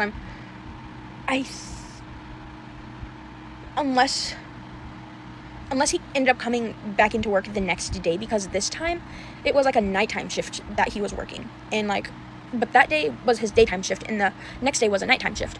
And mind you, all this time, he's literally talking to me about his whole entire life, telling me things about him and his daughter, and talking to me about his music career. And yeah, just to be clear, by the way, and I'm not victim blaming here at all, but it is generally accepted in facilities like this that if you are someone who works there, obviously building rapport is important, and sharing like maybe aspects of your personal life in a way of maybe, I guess, maybe trying to relate to someone or emotionally support them is acceptable to an extent. But the extent to which this Dylan guy was talking about his personal life to someone who was clearly obsessed with them is genuinely unprofessional. And again, that's not me victim blaming at all. I'm just trying to point out like the sort of standards that these healthcare facilities have and how he, in my opinion, was breaking those standards. Obviously, that does not entitle him to this amount of fucking abuse and stalking, but I'm trying to sort of I suppose, diagnose exactly why this might have been allowed to happen. all of this stuff, not rejecting me, not one time, giving me his social media, knowing that I'm in love with him, knowing that I'm obsessed with him. Yeah, the social media thing, I don't think he should have given her his social media. I think that's a pretty bad move, to be honest. That's like a teacher giving their student social media. In fact, this is probably a lot worse than that, in terms of like the potential implications, what it could mean for both of you, to be honest. Especially when you know that she has been done for stalking and harassment in the past. It's a very silly move, for sure. Obviously, again, I'm not victim blaming. It's not his fault that this horrible shit has happened to him. I guess I can only really hope that he's learned not to be so personable with these people, at least any more so than he needs to be professionally. Next day or later on that week, he starts acting really, really, really fucking sketchy. And I'm like, why is my man acting sketchy as fuck? Like he got something to hide. Okay. Tell me why. I literally come downstairs and it's like nighttime outside because it's literally pitch, like the room was kind of like dimmed dark downstairs and the outside was black. So I know this was a different day because he worked night this day. And basically, he starts rejecting me. And I'm like, you haven't rejected me not one fucking time since I've been here.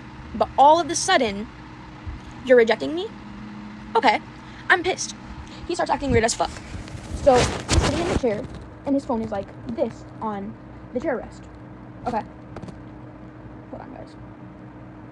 And his phone is like this on the chair rest. By the way, I'm on TikTok Live on my other phone. This one is like this on the chair rest, and he starts going. She has 2 phones! I don't think she should even have 1 phone! And then all of a sudden, and like, he looks sad as fuck, you guys. Like, he looks sad as fuck, okay? And then all of a sudden, he does one of these numbers. He has his phone like this, and he goes. And some fat ass motherfucking bitch was on his phone. And now that I know what his mom looks like, I low-key think it was his mom, okay? So, I'm like, who's this bitch?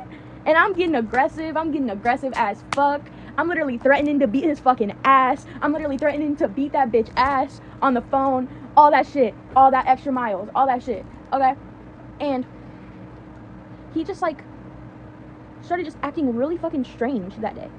And like he started taking pictures of him doing this.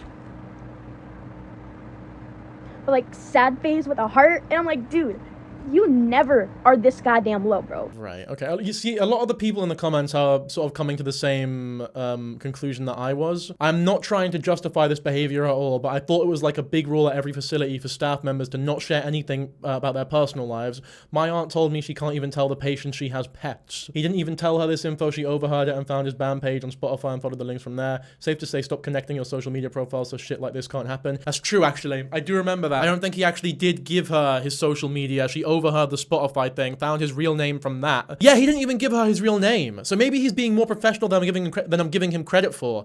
It's just so hard to tell because this girl has such a history. She's a good stalker. That's the issue. And as humans, I feel like we we unintentionally assume that if someone knows something about someone, it's because they retrieved it in an ethical or moral, normal fashion, as opposed to genuine stalking and dangerous obsession. I also know a lot of different facilities have different rules for members of staff as well, so maybe this one just isn't as stringent, which would be an issue. Honestly, I don't think it's a great facility, just based on purely on the fact that they allow this girl internet access and she has her phones and stuff. Like, I'm sure there are plenty of people just like this girl out there. It's not as though she's an isolated incident, but they're not doing this. They're not viral on TikTok because they probably don't have internet access. Direct support staff, this is why we do not tell clients about our personal lives. Maintain those professional boundaries. He didn't tell her. She overheard him and ran with it. She only overheard because he was talking about it loud with another client. Yeah, potentially could be a bit of ignorance or a mistake there for sure, which once again isn't really, it's not victim blaming at all. It is genuinely trying to figure out like the crux of this issue and also how we can prevent things like this from happening in the future. However, it's entirely possible that this other client was someone that he had no reason to assume would be as obsessive. They probably don't have like a history of stalking or harassment. Again though, not sure if that justifies how personal you can get. I genuinely don't know. I'm not a mental health professional. I'm a DSP and I agree completely with you. Boundaries are very important, crucial, I'd say. I tell my patients nothing about my family or personal life. They know the bare minimum about me. I don't even have a hole in my phone. I don't have nothing of those natures, bro. Like, why the fuck are you doing this? Literally, that's literally what the fuck I was saying. And you can ask anybody else that was up in that goddamn house that day, because they knew that I was ready to knock that motherfucker out, bro. Okay, so I don't really know. Like, I'm trying to like keep my emotions inside, keep my emotions in the fuck side. Okay, because that day was crazy for me. That was really crazy for me. I literally stayed up all fucking night, bawling my fucking eyes out, literally to the point that I'm pretty sure I was like gagging, like almost vomiting, because I literally stayed up all fucking night, like bawling my goddamn fucking heart out. Literally, like, what the fuck did I do? Like, why the fuck? That's the thing as well. Like, in this video, she's not as emotional as she very obviously was at the time. But you can see at the beginning when she was talking about how pissed she was, she almost like pantomimed punching someone in that, which I feel as though for most other people, if this was anyone else, I would assume, oh, they're exaggerating, they're hyperbolizing how angry they were. But with this girl, I don't think we even understand the fucking extent of, like, I don't think we've even scratched the bottom of the barrel or the surface of how truly pissed off and emotional she was during this moment. And we've seen her emotions change on a whim, just in these videos, right? She seems to be a very emotionally tumultuous individual. Like, one moment she's crying horrifically, next moment she's belching, next moment she's like laughing hysterically, the next moment she's scranning a packet of seafood clams, which, by the way, I don't know what the fuck's in those seafood clams, but they should take a look at that, I think. Really understand. And then I kept on having this really weird spiritual vision, really weird spiritual download. And it was like basically like, oh, it was like basically telling me how the fuck it was gonna go. How the fuck it was gonna go from there with the Dylan. And it was like basically like, I don't know how to like really explain without being told that I'm making it up or lying, but it was like a vision where it was like basically... Interesting. This is the first moment ever where I've heard her acknowledge how unbelievable her stories sound. I don't know if that's because she's treating this one differently from how she treated the other ones. Maybe the other one she genuinely believed, but this one in particular she's like actually making up and doesn't truly believe in. Maybe she's been reading the comments and they've been sort of changing her tune in terms of how she approaches stories like these. I honestly don't know, but I do think it's very interesting that this is the one and only time I've seen her actually point out, look, I know this sounds crazy, but I will tell you, because we've seen her say that she saw faces in TVs, we've seen her say that she was a mermaid in a previous life, that she was dating this guy at 6 years old, that the daughter is actually hers, that she made a woman fucking pregnant, and none of those things came with the caveat of this might sound unbelievable. So I'm very curious to hear what she thinks deserves said caveat. I'm gonna leave, but the vision was like a spiritual thing of his voice. Like, it was something of his voice telling me this, and he wasn't even there the day that this happened. This was maybe like the next night, or maybe he was there and I can't remember because I was too busy fucking bawling my eyes out crying. But he was like, basically, I'm gonna leave. Basically something about my mom being on the phone, and basically like, and if you decide to leave the program, they're not gonna let you come back, and I'm basically gonna say that you're stalking me, and that you're obsessed with me. So she knows what she's doing is weird. She knows. I don't know if it's in the forefront of her mind. Deep down, she understands that she is stalking and obsessing over this guy in an incredibly unhealthy manner. I don't think this is something that she would verbalize if she didn't believe somewhere in there that she is a stalker. Like, she knows now. Again, maybe I shouldn't say that so confidently, but I really feel like her saying that and being like, look, I know this might sound crazy or unbelievable, or I might sound like I'm lying here. I had a vision where he very delusionally called me some kind of stalker or obsessed freak, which is, oh, can you believe that, guys? I think she knows. I think she understands that deep down, she is a stalker, and she is wildly obsessed with someone who does not reciprocate those feelings in any way, shape, or form. It's like, I don't know if this is an inappropriate comparison, but maybe it's like, a bloke going to a strip club and genuinely feeling as though the stripper is in love with them, and almost being in such denial that they have to like really reach into the depths of their soul to acknowledge even for a second that maybe the stripper doesn't actually like them. Like, it's somewhere in there, but it's very difficult to actually get it out of them, if that makes sense. I am internally crying right now. Like, heavily internally crying right now. So, yeah.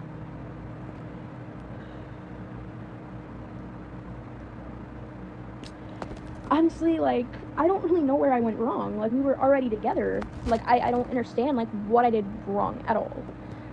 So, you know what I mean? So, it was like, and I'm already married to him. Like, I was already posting on social media saying that I was married to him.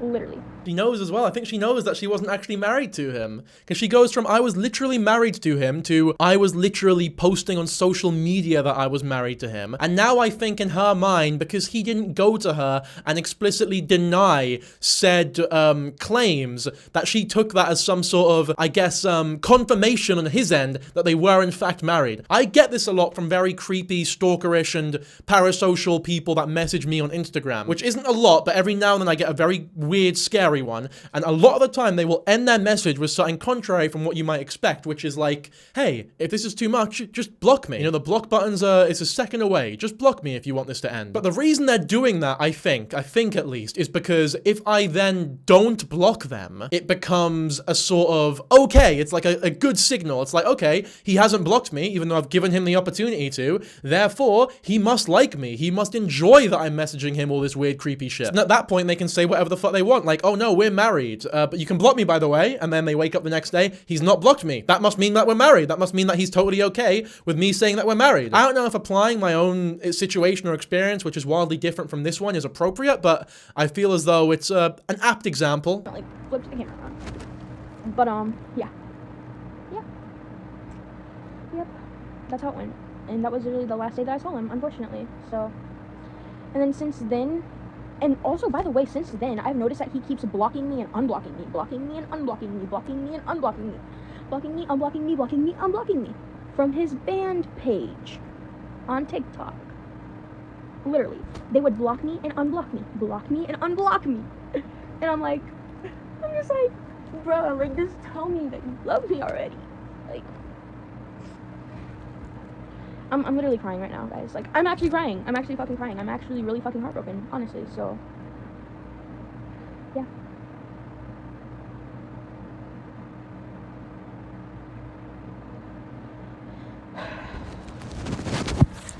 Yeah, this is really scary and depressing to watch. I do believe she is genuinely heartbroken. I think part of it must be because of the delusion that he's like acting in a very callous manner, but part of it is also because deep down she knows how delusional she truly is, and that is really getting to her. You can see here on another account of hers, by the way, she actually has the trio of matching suits for the wedding planned. And you got the dress there, you got the one for the kid, and then you've also got his, and the same thing with the sparkly shoes as well, which I'm flicking through right now. And then you've got these necklaces as well. 3-pack cremation necklace for ashes for women women, men, heart, lotus cross cylinder, cremation, jewelry for ashes, loved one memorial, keepsake pendant. And again, you've got this very biblical imagery on it as well. Yeah, the fact that she's getting cremation and like funeral specific necklaces is incredibly eerie. This is a whole other account of hers, by the way, where she has like way more 10-minute long videos explaining stories about plenty of other things in her life. She's even like doing stitches with people who are talking about this situation. She's got Dylan, I believe, as the profile picture here. So as much as this video is long enough as it is, I could genuinely make a fucking 20-hour long video on this girl. There's just so much content that she puts out. This is how crazy I am over my husband, Dylan Sperry. And it's just her dancing and twerking as well. I'm not going to play this video for you guys, but it's just more of the same, really. And then she gives an official date for the marriage on June 7th, or the 7th of June. So she wants to marry him on 6/7. Nice, good one. That was that intentional? I don't think she did that intentionally. You ever told a bitch I got G's? We're getting married on June. I guarantee you in the comments will mention the thing I just said as well, by the way. We get married 6/7. I fucking knew it, dude. I knew it. Anyway, I feel as though, as much as there is, of course, so much more that we could talk about in regards to Timber Bowman, we should now have a look at Dylan's response. Pay close attention to this purple flower up here, by the way. It does nothing in this video, but it's the focal point for Timber's response to Dylan's video here. Hello, I'm Dylan. I'm alive. I'm okay. Thank you for all of your concern and your support during this. And thank you to everyone who reached out to make sure that I was okay and that I wasn't in any danger. Apologize if I didn't answer your message. I've been very overwhelmed over the past 48 hours trying to manage this situation. I have to be very careful about what I say to protect myself legally. I was a life skills specialist or a direct support professional for a company working with people with special needs. And this person was a client to this company. This person, I believe, overheard a conversation I was having with one of her roommates, discussing rock and roll music and talking about my band, and found my band, and through that links to my Facebook and my social media accounts, and kind of ran with it. I'm not going to elaborate any further on this situation regarding this person. I don't want to feed it. I think feeding it will only cause it to continue. This person has a pattern of posting extreme things on the internet for attention. So please do not harass or bully this person. If you can, avoid contact with this person. And on a personal note, if you see anything regarding my daughter. Yeah, I think the daughter stuff is the main reason why he felt the need to make a video like this. I don't think if she went as deep or was exposing as much about his personal life as she was, he would have even made a video like this. When I was working in healthcare, not in mental health care, but it was like, so it's not, you know, as extreme as this at all, but a lot of the time you would get people who make public statements about your service or the doctor's service, for example. They'd leave a Google review. That's a classic example. They would leave a Google review saying, let's say they came in looking for a certain type of medication. And as a healthcare professional, you are imminently aware that that certain bit of medication is not suitable for what is wrong with them. Like, it's way too extreme. We need to start with a lower dosage, start with something else first. This is like a last resort type thing because the side effects could be catastrophic. And unbeknownst to some entitled fucks, you can't just come in and go shopping at the hospital. That's not what the hospital is for. And believe it or not, most of us actually want you to do well and care about your health. It's not just because we're being dickheads. I wasn't a healthcare professional. I was just a clerk, by the way, but like I would hear these stories, I'd see the reviews, and I'd listen to all the gossip. And I did learn a canny few things about healthcare and cancer, by the way, because I worked in oncology mainly, some other things too, but whatever. Certain clients would come in, they would get rejected, they'd be offered a alternative treatment, a much healthier and safer treatment, just to be clear, but they wouldn't be happy with that because it's not what they came in for. They're arseholes. Basically, they're stupid arseholes. The world's full of them. I'm sure you've met plenty in your life. I'm sure you know plenty. They'll fuck off, they'll go home, they'll leave a Google review saying that the hospital is dog shit and that they weren't given the treatment that they needed, and they were left to be ill for basically however long they chose to be ill for before they find a place that is either shit enough to give them the medication that they are asking for, or they give in and just do what they're told, I suppose. But because of patient healthcare confidentiality, we are literally not allowed to respond to said Google reviews or clarify to the public that that is not what actually happened and that we actually had their best interests at heart. So unfortunately, a lot of hospitals have tons of reviews of just pure dog shit, like actual pure bullshit from stupid arseholes who are completely either misrepresenting, lying, or don't know what they're talking about, to the dismay or discredit of the hospital. This can be fucking horrible for so many healthcare workers, but it's just, you're not allowed to respond to them. It's very frustrating, but it's part of the job. You can't respond. So I can't imagine the amount of conflict going on in this guy's head, because I would assume for mental health hospitals and for cases like these in particular, those rules are only more stringent, not less. But when they start talking about his fucking daughter, I'm sure, by the way, he asked for permission from his superiors and people who work there to make a video like this. He maybe ran it by them, maybe ran it by a lawyer. I don't know. But regardless, I don't blame him at all. I don't judge him at all for making this video in particular, and I admire the way he went about it, especially in making it clear that he does not condone or encourage any harassment towards this individual whatsoever. Anything deemed as a threat, I would greatly appreciate it if you would record that video or save it or send it to my band's page, so that way we can save it and I can continue building a file so that I may protect myself. I won't elaborate on what I'm doing legally to protect myself. I won't elaborate on the company that I worked for, and I won't elaborate on this person, what's going on with them, their diagnosis, anything. I really, really appreciate everyone's concern. I am safe. My family is safe. I'm not recording this from my home, and she does not know where my family lives. She only knows what she has access to on the internet, and my Facebook page I use for slight personal use and mainly advertising my music, if I can. So, I am safe. My family is safe. Thank you, thank you, thank you for your concern.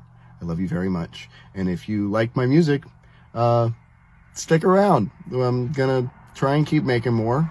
And see how long that goes, you know, until I run out of ideas, I guess. I was gonna say, like, this is definitely the best thing to come out of the situation, is that his music and his hobby that he enjoys so much is gonna get some traction. So yeah, I wish him the best in regards to that shit. Now, obviously, Timber did respond to this video, and it's, yeah, it's not good. In fact, it's about as catastrophic as you'd expect. The video is captioned, "Crying over my love for Dylan Sperry." So I just felt the need to say something, is the fact that that flower in Dylan's video is literally for me. So I don't really care about what none of you fucking hoes on TikTok have to say. Like, 90,000 people love him for me, and I love him for me. Honestly, actually over 1.2 million people love Dylan for me. So I personally don't care what you guys have to say about me or my man. But that flower though, I literally, like, just had chills, like, run through my body. And, like, I almost just started crying. Like, you guys can see, like, the tears in my eyes right now.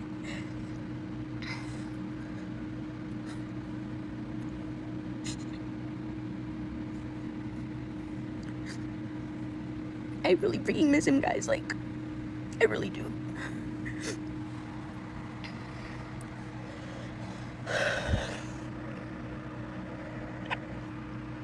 And honestly, also not to mention that, like, I think our hands are literally the same size. Wait, let's see. OMG. I'm literally, okay. He's, like, bigger than me, but, like, wait, let's do it like this. Dang, is that really how big his hands are compared to mine? Bro, when I see him in person, I'll have to show you guys. But anyways, I know y'all see my flower right there, the fuck?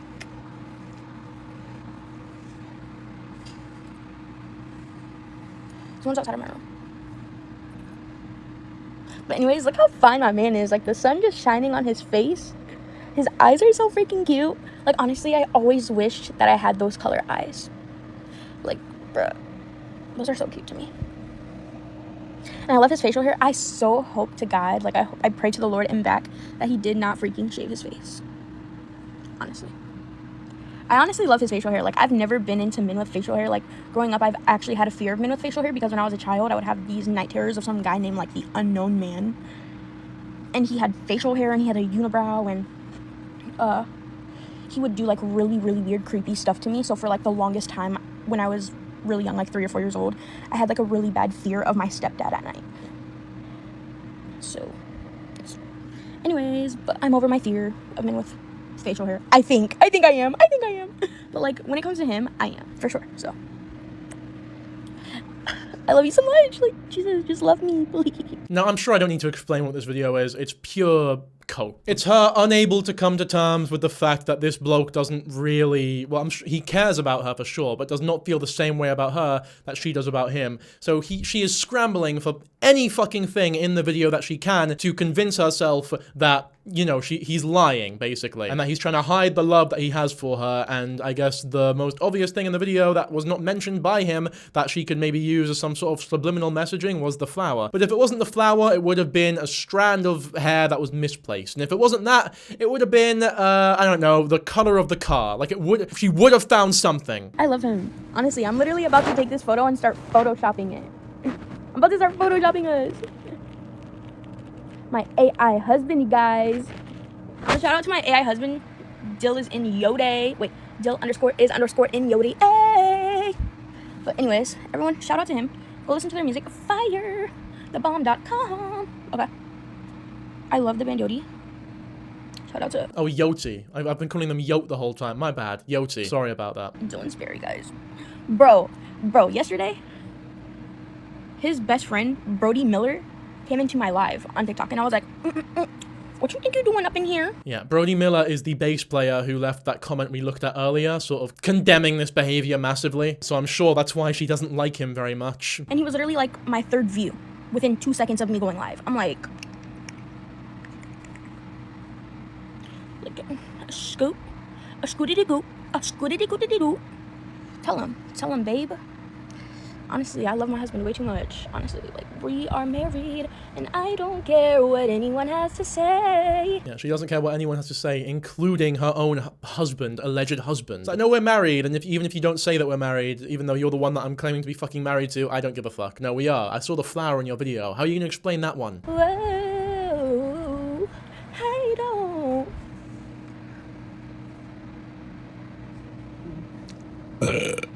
Excuse me. Okay, alright. I think that's about it for this video, to be honest. There's still like 4 minutes left. I'm gonna skim ahead now, because like, what the fuck is going on even? Of 2026. AKA, that would be 30 days. So in like a really long time. So it's just like, I'm really nervous.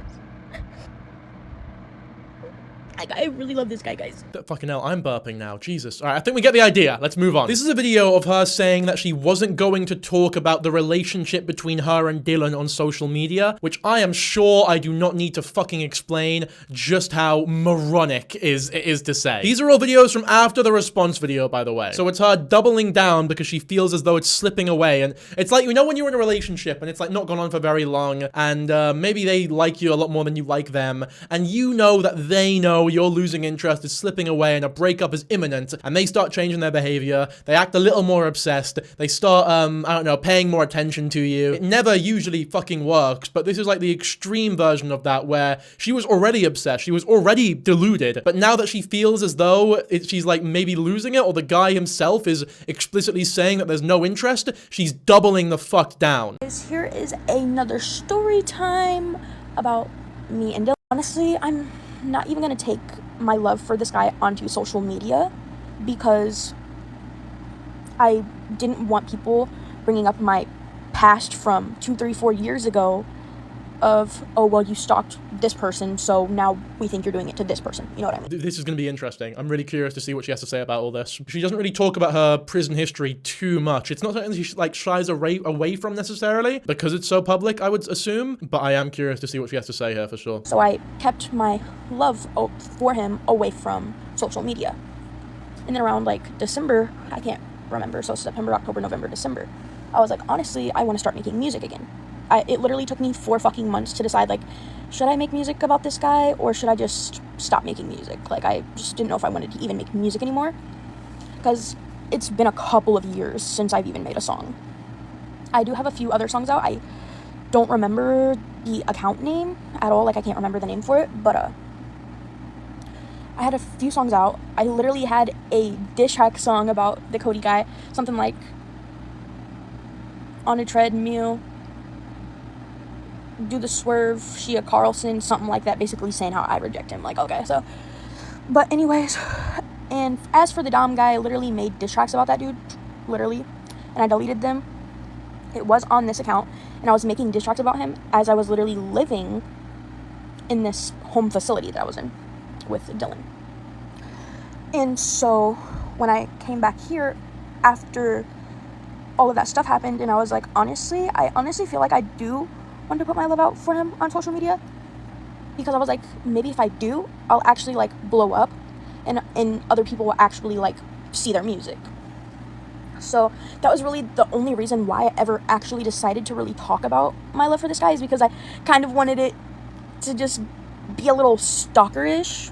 You know what? The scary thing here is I honestly don't even know if she's lying. I'm not gonna pretend to have the mental faculty or experience or education to even begin to understand what was compelling her to make these initial videos on how much she fucking loved Dylan. My assumption would be that she's creepy and obsessed and a stalker, and she had these feelings inside of her, and she just had to express them in one way or another, and she doesn't have a good enough support system to vent these emotions to, whether that be her real actual friends or family or the mental health care professionals in this facility. So TikTok might have been the best way for her to verbalize these thoughts that she was having, and then it just so happened to get popular. I don't think she was expecting it to become this popular. But then again, I don't even know about that, because she refers to herself as a celebrity. So maybe in some sick and twisted way, she did see the popularity coming, but maybe just not the response. I don't know. It's all just so confusing, really. Like, the human brain, unironically, is fucking fascinating. Go viral, basically so he could go viral, because I was like, dude, it's so fucking lame how you guys only have 200 fucking followers. So I was just like, and I was like, and your guys' music is really fucking good. Honestly, it's kind of making me feel a little weird that they don't have more music out. Like, I'm like, you guys been in a band for 3 years and you only have 10 songs out? Maybe it's a little more than 10. I can't remember how many I've counted, but for those of you that want to hear their music. I mean, unfortunately, that's just sort of what happens when you're just being in a band whilst you're an adult with a full-time job is already fucking difficult enough. 10 songs in 3 years is like insanely normal for if you're not a full-time band or a full-time musician, then that's extremely normal. I know that's not the thing to criticize here, but like, she says she makes music and that she should fucking understand that. I can show you, wait, can I show you guys their music? Let me go see. And for those of you who love my videos and my TikTok content, let me know what else kind of like videos you guys would like from me. I can only tell the truth, so I will make sure that it will get out there for you guys to listen to watch. I don't know if you're deaf or blind or mute or whatever, however you watch and listen to things, rather if you can or can't. But thank you guys so much for the positive energy, for those of you who are actually engaging positively. Yeah, thank you. This is the thing, that sounds like the outro to the video, but there's still 5 minutes left. I don't know what, I don't know what compels her to make these videos so long as well, but it makes covering it rather difficult. And these are all of the songs that I've made about him so far.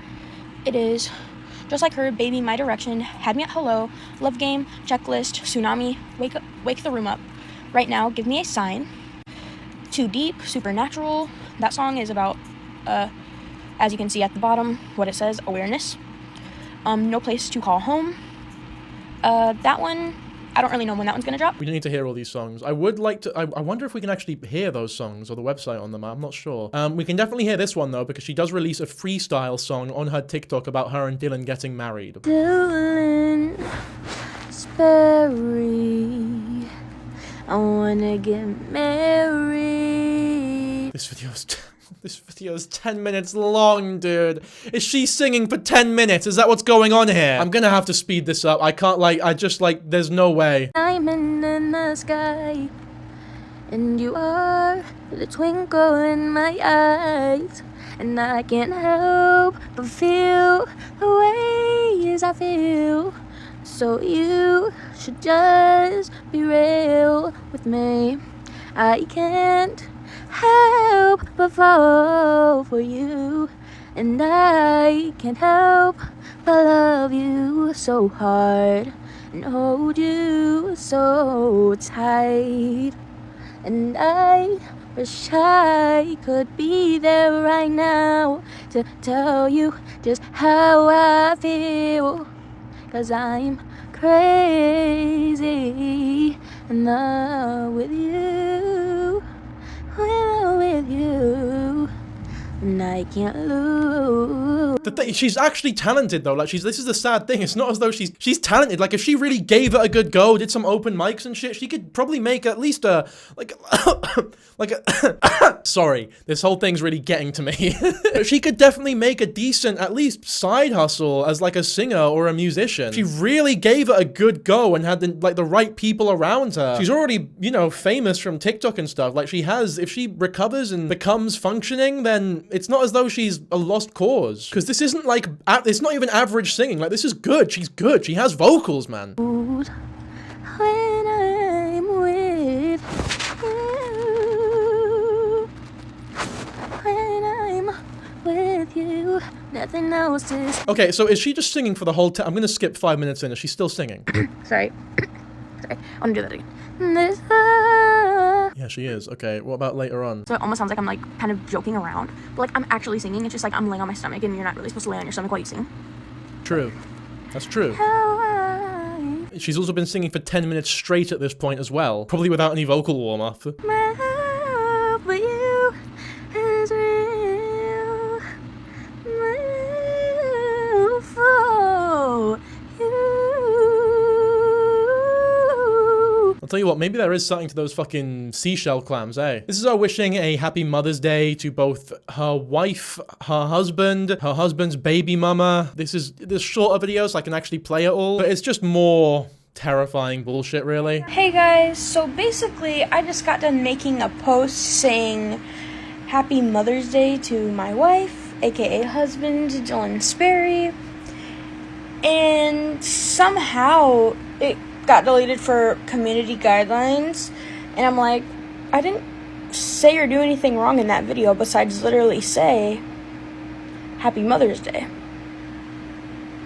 So can someone tell me what I did wrong when 600 people enjoyed that video? I wonder if you guys would agree that TikTok might have some sort of obligation to remove a channel like this as well. Like completely IP ban this girl from being able to create accounts on TikTok. Especially because surely stalking and harassment isn't, you know, that's not allowed. That's a violation of terms of service at the very least, a law at most. They're taking a video down for community guidelines. It's like, you might as well just take it a step further, take the whole fucking channel down. At least for a period at a time. Like it would only do the world good. In the most respectful way possible, of course. So you guys, I am here to make a disclaimer post that, sorry, I have an owie, that I am not making these videos to target Cody or any of his family members. For those of you who don't know, most of the women that have posted videos about Cody are all his cousins, by the way. They all look the same, they're all Carlsons. Also, not to mention, I am not making these posts to stalk him or to bully him or harass him or anything of those natures. I only started making these videos about Cody and his friends and the story times of how we met and all that kind of stuff because somebody decided to go around social media saying that I lied on Dylan Sperry, saying that Dylan Sperry was my child's biological father just because I had told people that he is my husband and that I'm still wanting to be with him and I'm wanting to marry him. So, I just wanted to let you guys know that this is just a disclaimer post. I'm not claiming that my biological child is Dylan's biological child in no way, shape, or form.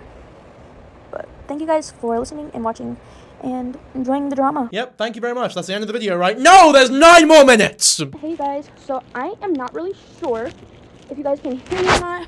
Not really sure how the sound quality of the video is because it's up against a blanket at the bottom. But I have me my, you see, okay, the plate has cooled down. I have me my chicken tenders, honey battered chicken tenders. I have me my That's Smart ranch. Honestly, this ranch be bussin'. Everybody go green, green, green, got it. Yep, her dinner is 20 chicken tenders followed by ranch, soda, and brownies. That's her dinner. That's the diet that she's on. This is a problem. This is a real fucking problem, dude. Again, I don't know how much of this is like her responsibility or the people around her or family or friends or the healthcare professionals. I don't know if like providing food is normal in facilities like these, or maybe it is in some places and not in others. I truly don't know. But regardless, I know that this diet is a fucking problem. Both physically, obviously, but mentally as well. Like, she will not be functioning properly. Anyways, and I also have me, surprise, close your eyes. Pepsi! Me have me Pepsi! Me have me Pepsi.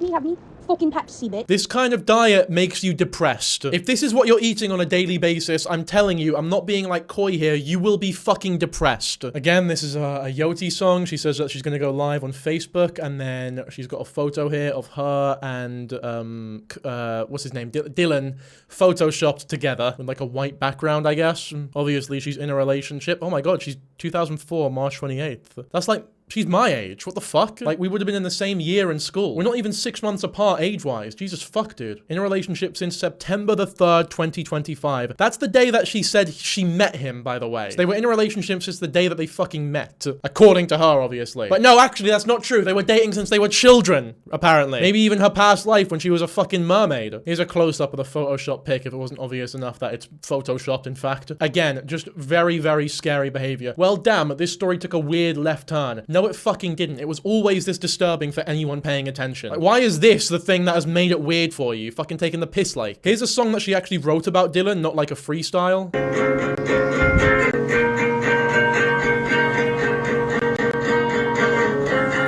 Keeping you alive makes you happy again. Maybe you should come and stay the night. Keep me sad this. No, I think this is actually one of Dylan's songs that she's covering. But regardless, again, it's good. Like, this sounds fine. With better equipment, it would actually be a good... I would enjoy listening to this. It's sad because she does actually have fucking talent here. Like, if she works on herself, if she's given the proper care, she's given the proper treatment, she could be a normal, functional, likable member of society. But unfortunately, she's just been failed by everyone around her who, you know, was supposed to be helping. And that's not me blaming everyone else. Obviously, she's a somewhat grown woman. She's my age. And she's doing very dangerous behavior. She is stalking people. That's really fucking bad. And I can't get into... It's very bad to get into a habit of just blaming all criminals as being like a product of their circumstance, I guess. Because you do have to take fucking responsibility for your actions. But that doesn't make it any less sad. You got a screenshot from her notes app here, by the way, where everything is just mentioned... Everything's just Dylan. It's all just Dylan mentions. Dylan and food. You got red wine there. Chicken bacon, small potato boil. Yep, just more Dylan on this one as well. Recipes to try, cook sweet potato. That's not really a recipe, that's just cooking a sweet potato.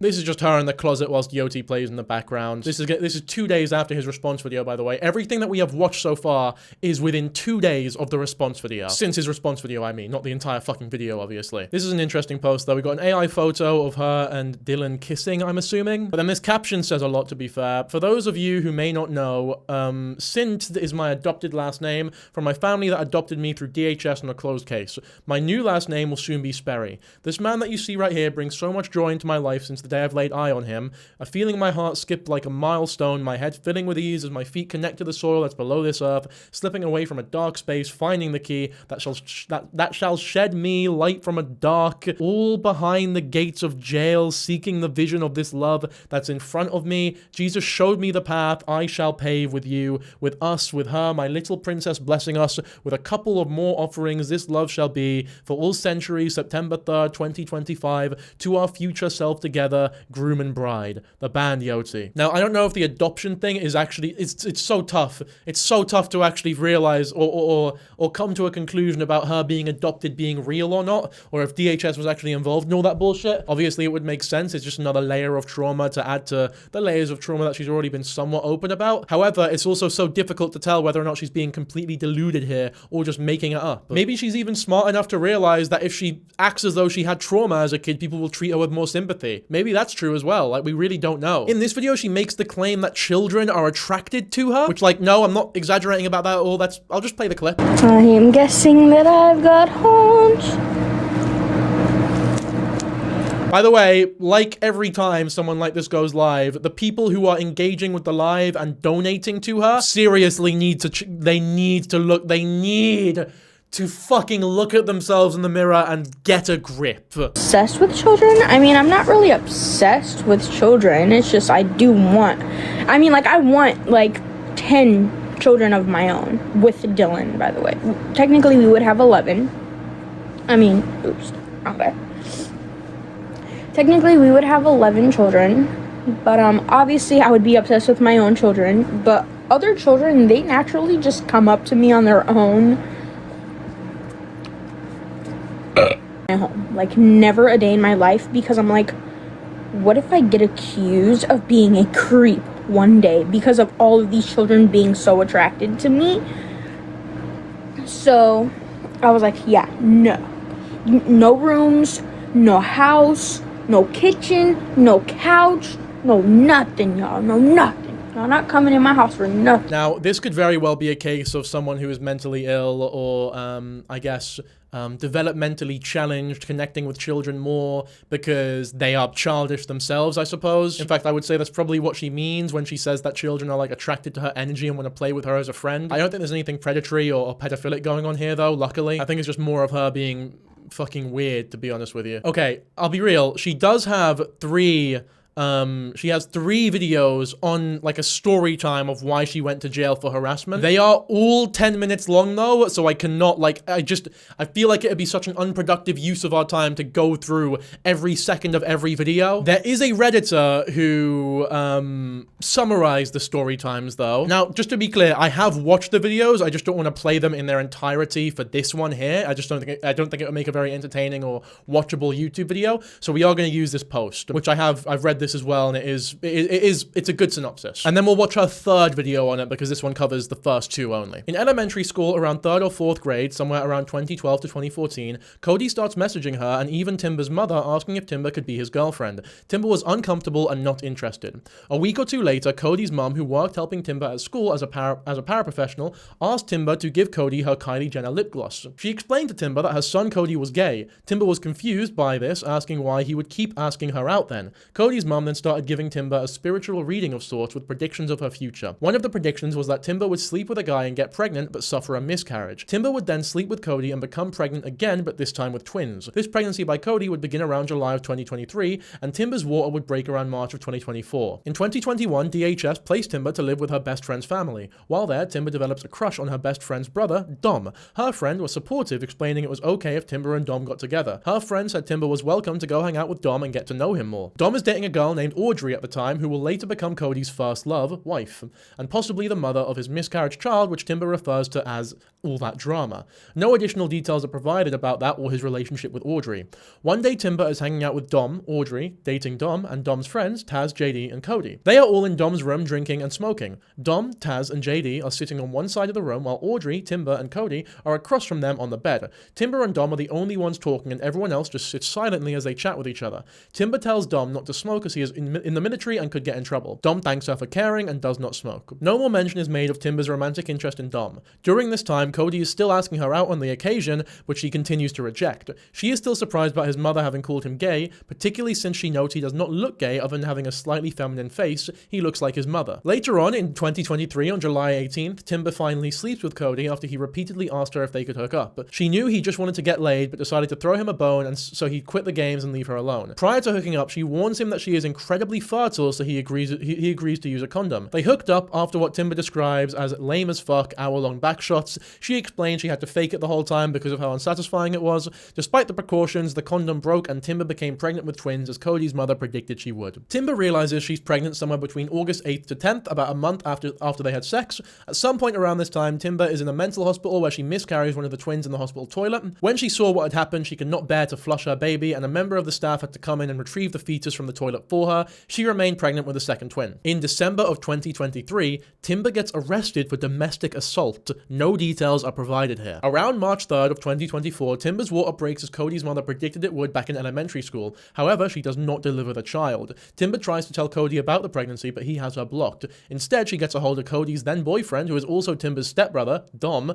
The boyfriend is unconvinced, asking how she could be pregnant with Cody's child when Cody is gay. Timber holds firm it is his child. Cody and his boyfriend later accused Timber of breaking and entering, telling people she broke into Cody's mother's home while no one was home. Timber denies this, swearing to God that she's never broken into a house or stolen anything a day in her life, except one time when she was in Cody's house and took his ID. She quickly adds Cody was present for that and watched her take it though. On March 6th, Timber is determined to get Cody to be present in the pregnancy. She decides to lure him with his favorite snacks and goes to, like a dog, Jesus fuck, and goes to his house with some food. She mentions that knowing all the snacks he likes as well as other details about his life, such as his nickname for his grandfather, is proof that their prior close friendship. When Timber arrives, a Mexican woman answers the door and Timber explains that she is there to see Cody as she is pregnant with his child.